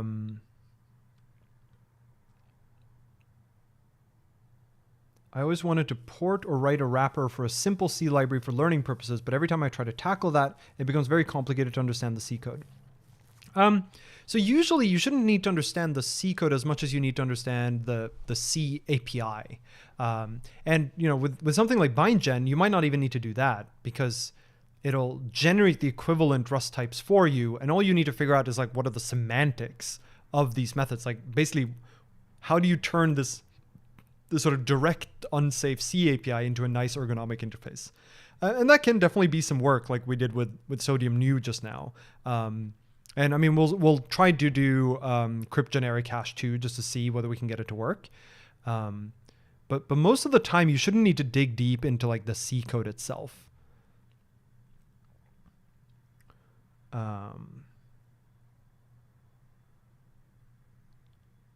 Okay, so let's see if we can't get crypto generic hash to work as well. So we're now going to go back to our build.rs and we're going to say, in addition to allow listing that function, we're going to allow list crypto generic hash.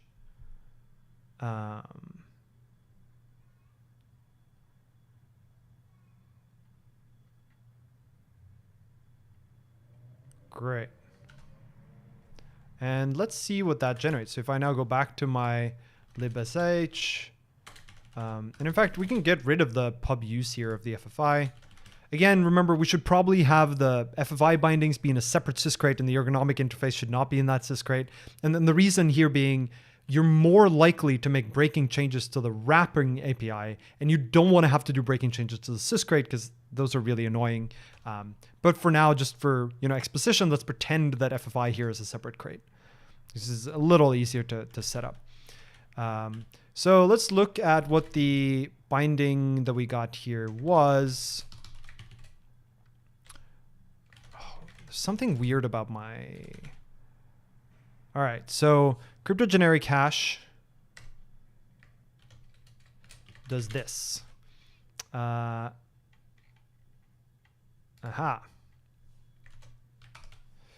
Crypto generic hash function puts a fingerprint of the message in whose length is inlen bytes into out. The output size can be chosen by the application.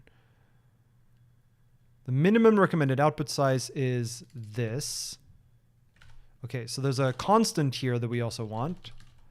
Allow list var.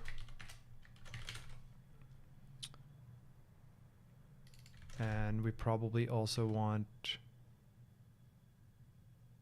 In fact, we probably want anything that starts with this, because there's a constant for the minimum and the maximum and for the, recommended bytes. And so here, this is here they're basically giving the invariants that this API tries to enforce. And these are things that we should turn into basically invariants in our Rust code that we assert and panic on if they're wrong. Why do the bindings use cint? So cint is not quite, they're not necessarily the same as U32. Sometimes the C ones are platform dependent, for example, and we want to capture that in the generated bindings, which is why we use the cint instead.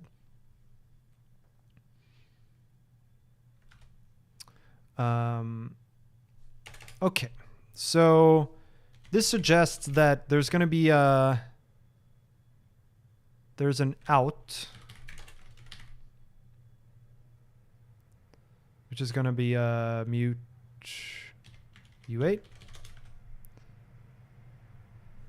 And in fact, here we could use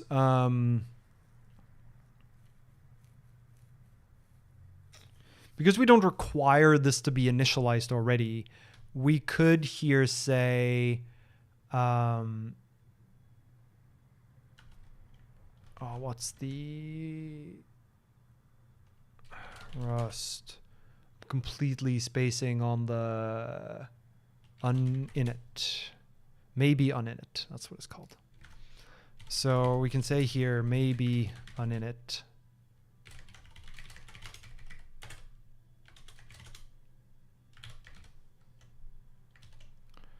So we're going to take, the input, which is going to be a U8, an output, or a key, I suppose, and an output. And there's an argument here for, instead of having the caller provide the output, we could allocate a vector internally, for example, and do the right thing. But now, if we now go to generic hash, let's go back to the definition of it. We want to assert that the output size is at least this. So we want to assert that out.len is greater than or equal to this. Expected U size found U32. That's interesting. I wonder why. Let's go look at the bindings again.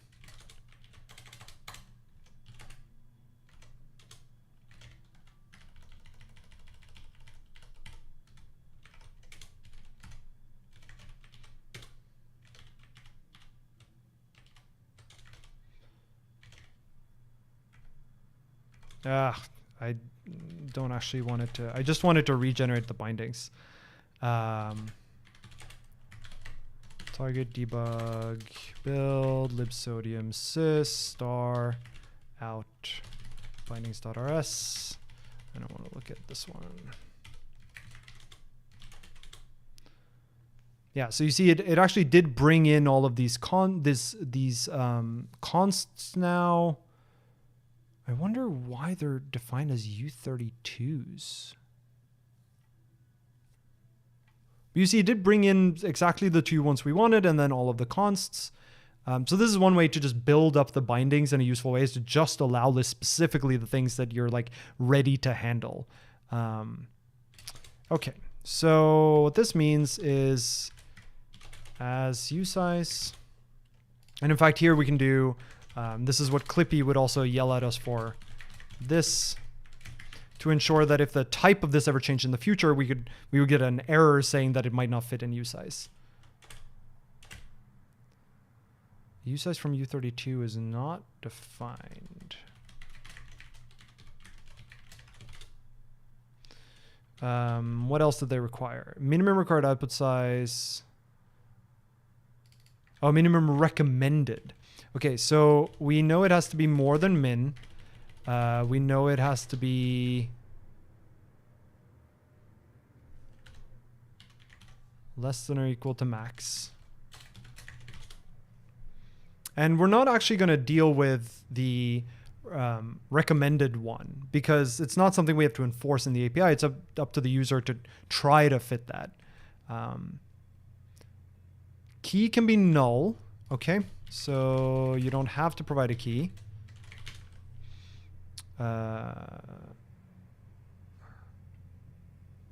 Recommended key size. But the key is going to be the same. All right, let's go to our build.rs. So we should still get, yeah, key bytes min and key bytes max. So we're going to do the same thing here where if let some key is key, then we're going to assert that the key length is key bytes. Key bytes.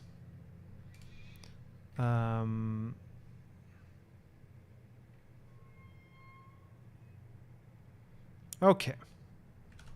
And then we should be able to do, you know, out.as as mute pointer dot len in dot as pointer. This is input. This is input dot len. Key is, so let's do key and key len is if let some key equals key, then key dot as pointer and key dot len. Otherwise, it's going to be pointer null and 0.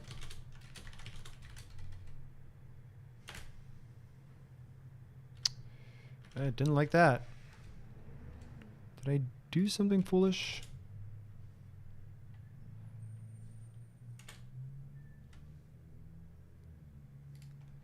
So here we're going to do, so the out is a maybe on init. And the reason for this is because we know it's going to be overwritten by the generic hash method. And so we can just, we're totally fine with this being uninitialized memory that we get in because we know we're going to be overwriting it. And so here, in fact, what we can do is we can say that it returns a mute U8.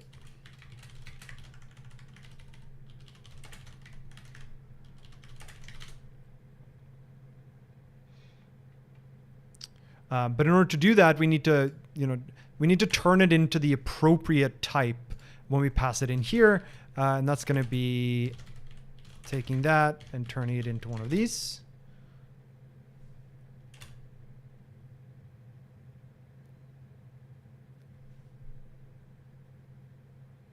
Why is this? That's fine.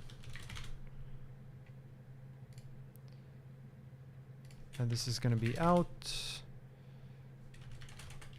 as U64, as U64, and as U64.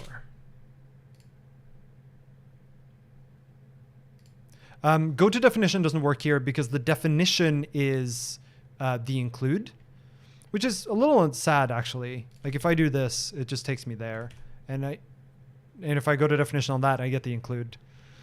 There might be a way to like go to implementation, but I can't find that now. This operation is unsafe. That's fine. And so here we can say safety. We've checked the requirements of the function min max, and the presence of self means that init has been called. And so here, I don't know what the result here is. What does it return?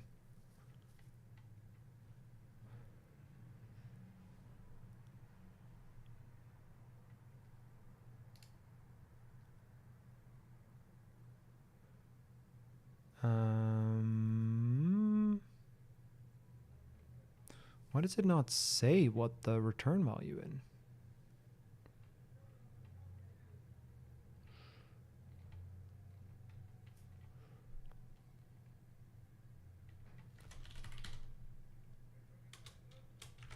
Doesn't actually say what the return value is. That's unhelpful. I'm guessing it's just success. Like so we're going to do, we probably want a real error value here. But it sounds like a lot of them just use like a generic failure error. So in this case, we're just going to use unit. And so we're going to say, if res is less than 0. So this is the same as what we did for init, right? Then we're going to return error.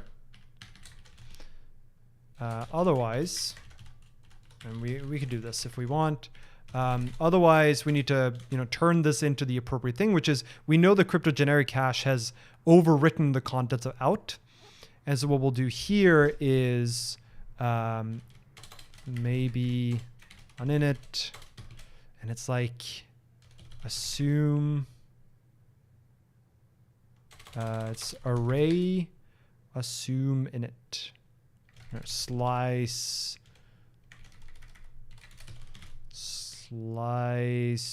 as assume init mute of out.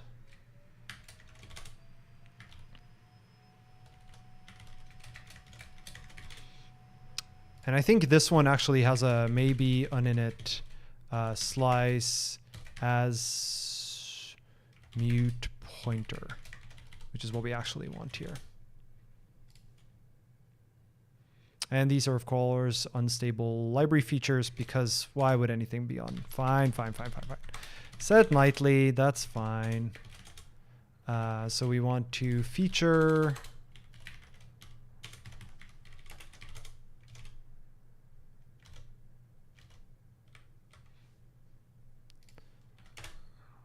maybe on init slice. Maybe on init slice.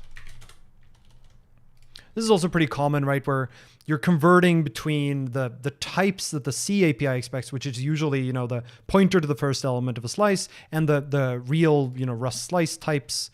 So in our case, when we call into C, we turn them into raw pointers, and then coming back, we need to then, do the checking that we might need to do, and then basically assume that the C library did what it proposed, or what it promised rather, and that now out contains the appropriate bytes. So here, we can do this and say safety, crypto generic hash, writes to,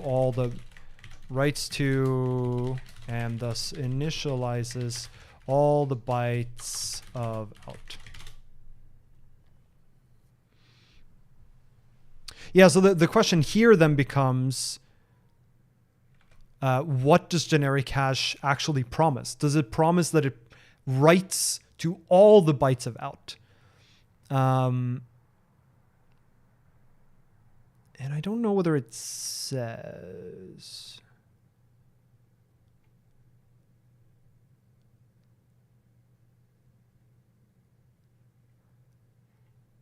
Yeah, it doesn't actually say that it does. But it says the output size can be chosen by the application. Someone is saying in his chat that generic hash and Blake2B, which is what generic hash uses, guarantees that it writes the number of bytes you dictate, which is what we're going for, as long as it's less than max, which we check is the case up here. And so as long as that is true, this is fine. So now the question becomes, can this actually hash something? So if I now do it, hashes, I do sodium new unwrap, and then I do, and in fact, sodium here can be copy too. All that matters is the new has been called at least once, just to make it a little more convenient to use. And because it can be copy, this can just take self. So it hashes, we should be able to do call s crypto generic hash of, I don't know what the input should be here. I wonder if they have like an example. That'd be useful if there was like a test that we could do. Aha, nice. Let's use this one. So we're going to say input is going to be arbitrary data to hash.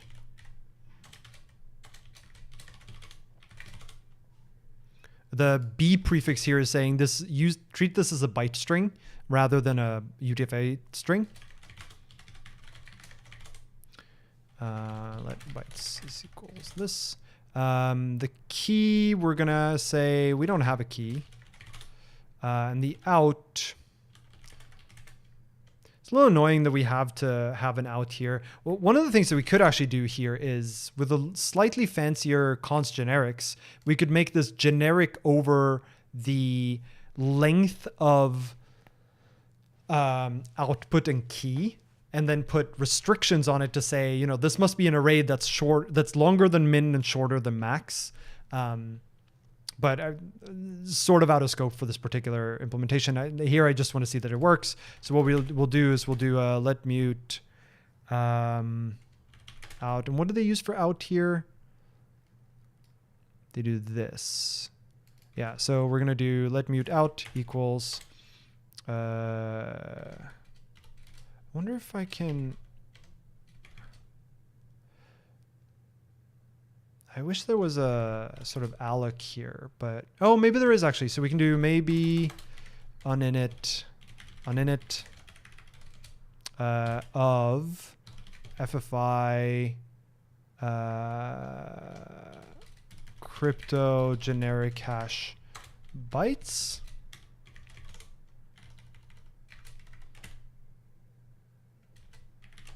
As usize. And then here we can do mute out.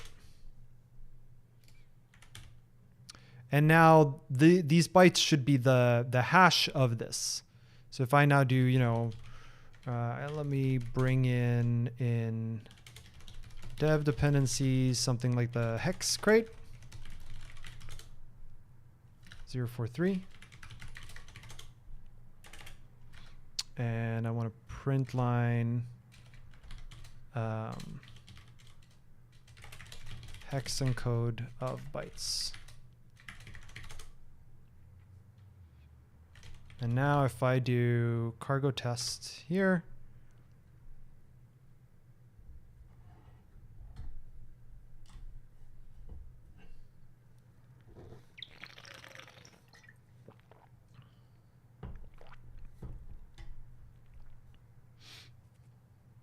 okay, so both the tests pass. That doesn't really help us here. Oh, we probably want to say that it's okay for the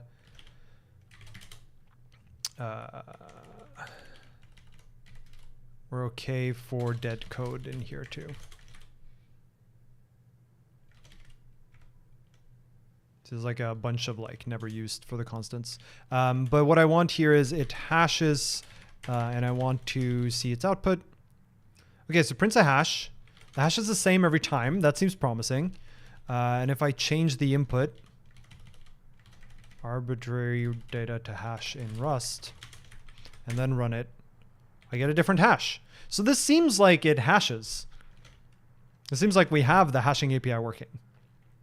And that's sort of all there is to this part of the FFI, right? Like, you make sure that you get the sort of raw definitions working, the raw externs and the wrong types, raw types, which bindgen can really be helpful with. And then you write wrappers that, make the assertions that are needed by the APIs and variants, structure it with more ergonomic Rust types, and then you have a safe API that's implemented on top of the raw API. Check it against B2 sum. Do I have B2 sum? I do have B2 sum. That's a good point.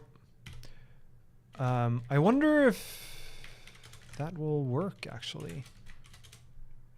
Yeah, fine.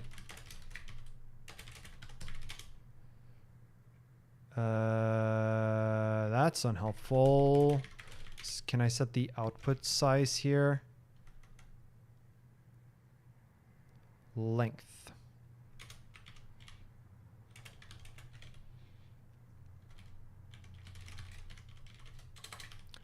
I need to know what this length is.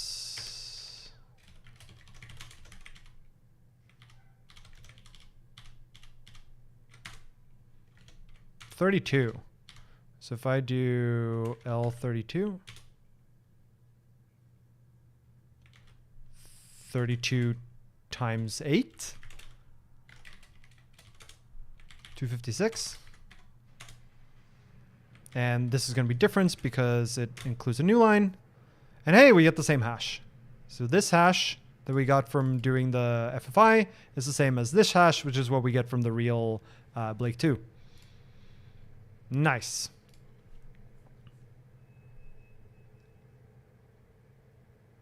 Great.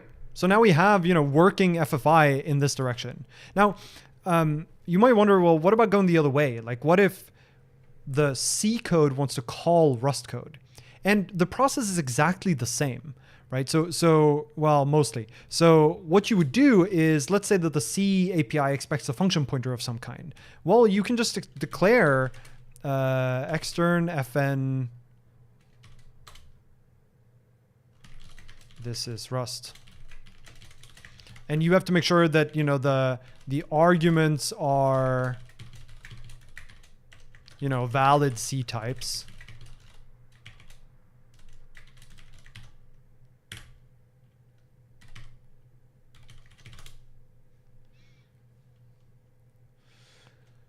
What is the actual definition of this?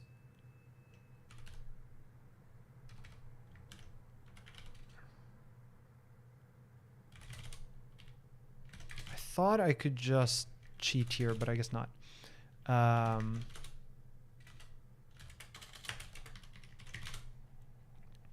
So you declare a function like this, and then, let's say that there was some FFI function that required a function pointer to this. You can actually just do, you can just pass this is Rust as, I think you have to cast it specifically as like a star FN type thing, but that's all you really need to do. And then the C code can treat this just like it would any other function pointer in C itself. It just happens to be calling a Rust function.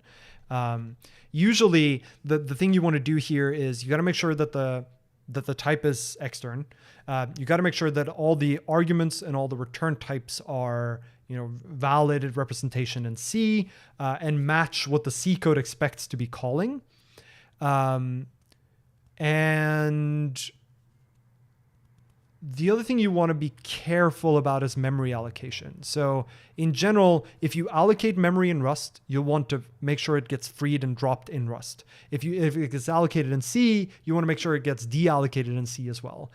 Where things gets weird is, if imagine there's a C function that expects to call, some callback you provided, and it's going to return memory. Like it calls a Rust function that returns like a vector or something, but cast into the appropriate array pointer for C.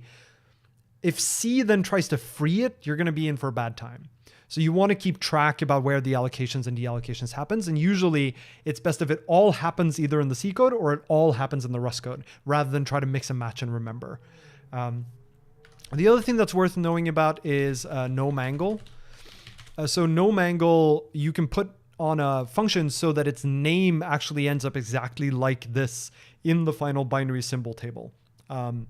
If you don't do this, what's going to happen is the compiler is going to still compile this function, but it's going to be have a sort of auto-generated name, which isn't a problem if you only ever pass pointers to it, but it can be a problem if you actually want to name this function from C. Like imagine that in the C code, let's pretend that this is C. In C, you're going to have something like this is Rust int externs car. Right? Like imagine you have this definition in C. Then it expects that the final symbol table of the binary has a function called this is Rust. So there's no function pointer being passed here. It's just the C implementation is expecting this function to exist under that name. So in that case, you actually have to declare this as no mangle to ensure it gets included in the final binary, right? So like it's basically it's pub, and also pub, and also that it retains its name so that it actually ends up under the name that the C implementation expects. But that's all there is. Like there's nothing more special about the FFI going the other way. It just makes sure that you match the calling convention and the types and the representations, and then you're kind of good.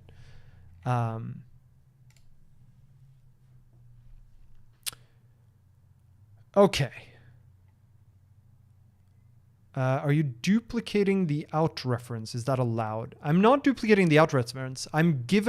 Because what I'm saying here is that the return type here is tied to the same lifetime as this. So if someone gives me a mutable borrow of this, the mutable borrow I give them back depends on this borrow. So they're not allowed to then continue using this mutably as long as this value still lives, which we can test in the test here. Like if I here tried to then do, bytes here is referring into out, right?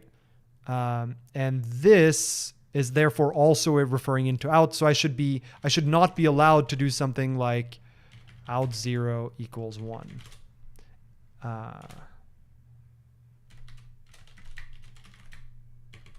Or even this.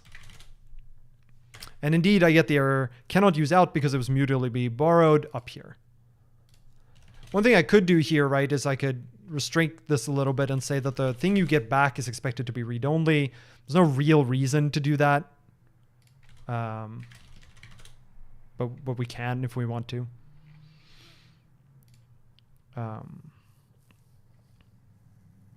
Okay. I think that's actually all I wanted to cover in this. We've talked about build scripts in a lot of depth. We've talked about FFI in both directions, bindings. We did a basic binding to libsodium, which we've tested actually works. Is there anything else I want to talk about here? Let's see. So yeah, so Cargo gives an example of like what you use build scripts for: bundled C libraries, finding C libraries, generating Rust modules, platform-specific configuration. Yeah, so there's one last that I wanted to talk about, which is, so there's a crate called autoconfig. And autoconfig captures, actually there are two things I want to talk about, but let's do autoconfig first. Autoconfig tries to do something that a bunch of different crates were previously using build.rs for, and they were sort of doing it in ad hoc ways. And it's doing basically compiler feature detection. So the idea here is that sometimes you want your code to be compatible with old versions of Rust, but on newer versions of Rust, you want to take advantage of newer features. And autoconfig can let you do this, because what it basically does is it can test compile a program and emit a config that you can do conditional compilation based on whether or not a given program compiles. So for example, it can say, declare a config if the compiler has this type, or if it supports nightly features, or if it has a given type available. There's a lot of stuff you can use this for. Very commonly, it's used for, detection on whether you can use a particular nightly feature, detecting whether a given type is available, getting the sysroot from Rust C in case you need that somewhere else in your binary, check whether a trait exists, check whether a constant exists. Basically, all of these things that you can do detection of in build.rs to figure out which conditional compilation properties you can make use of. Autoconfig is a very light dependency, like it has no transitive dependencies, and it's intended entirely to be used in build.rs. And it's used by things like, I think Anyhow uses it to figure out whether it can use nightly features to do things like make backtraces nicer. And so that's one way to have your crate optimistically or conditionally use nightly features rather than making the whole crate nightly only. There is some work on config accessible. So this is also a cool feature that we don't have yet, but config accessible is something that they're working on adding to the language. There's another one which is config version, I think.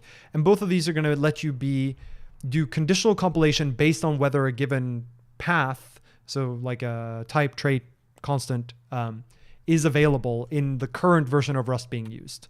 And this is going to basically mean that you can do this without needing autoconfig for a lot of it. The other thing I wanted to talk about was, so we talked about bindgen, which lets you generate Rust bindings based on C header files. There's also a tool called cbindgen, which is the inverse. It takes a Rust API and it generates C header files that then let you call the Rust code from C. And this is useful if you say have a Rust library that you build as a shared library and you want to be able to use it from Python or Node.js or just C or C++, where those languages know nothing about Rust. They also expect to use the C ABI, and so you generate a C header file that they can then use basically their equivalent of bindgen to get bindings into their language and thus call your Rust code through the C ABI. If you happen to be talking between Rust and C++,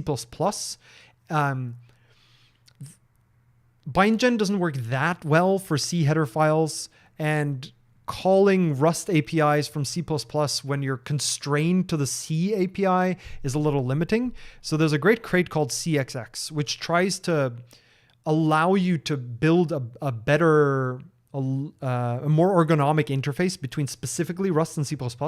It does require that you make some changes on both sides of the interface. So you have to be able to control the C++ code and the Rust code.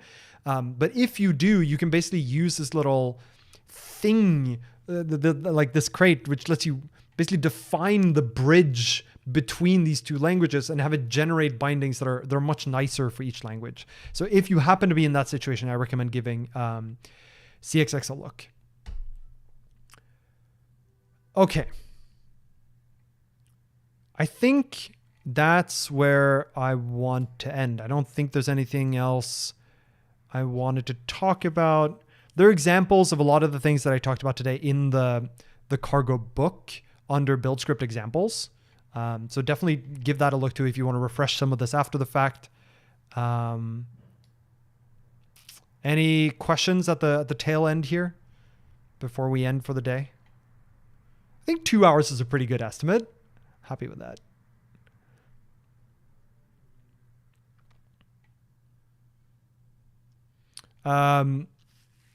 I don't know when the next stream is going to be. I've given up on trying to promise. I've gotten some good suggestions for more Crust of Rust I could do. I do have some longer implementation streams I want to do, but I'm not going to promise when I'm going to do them. All right.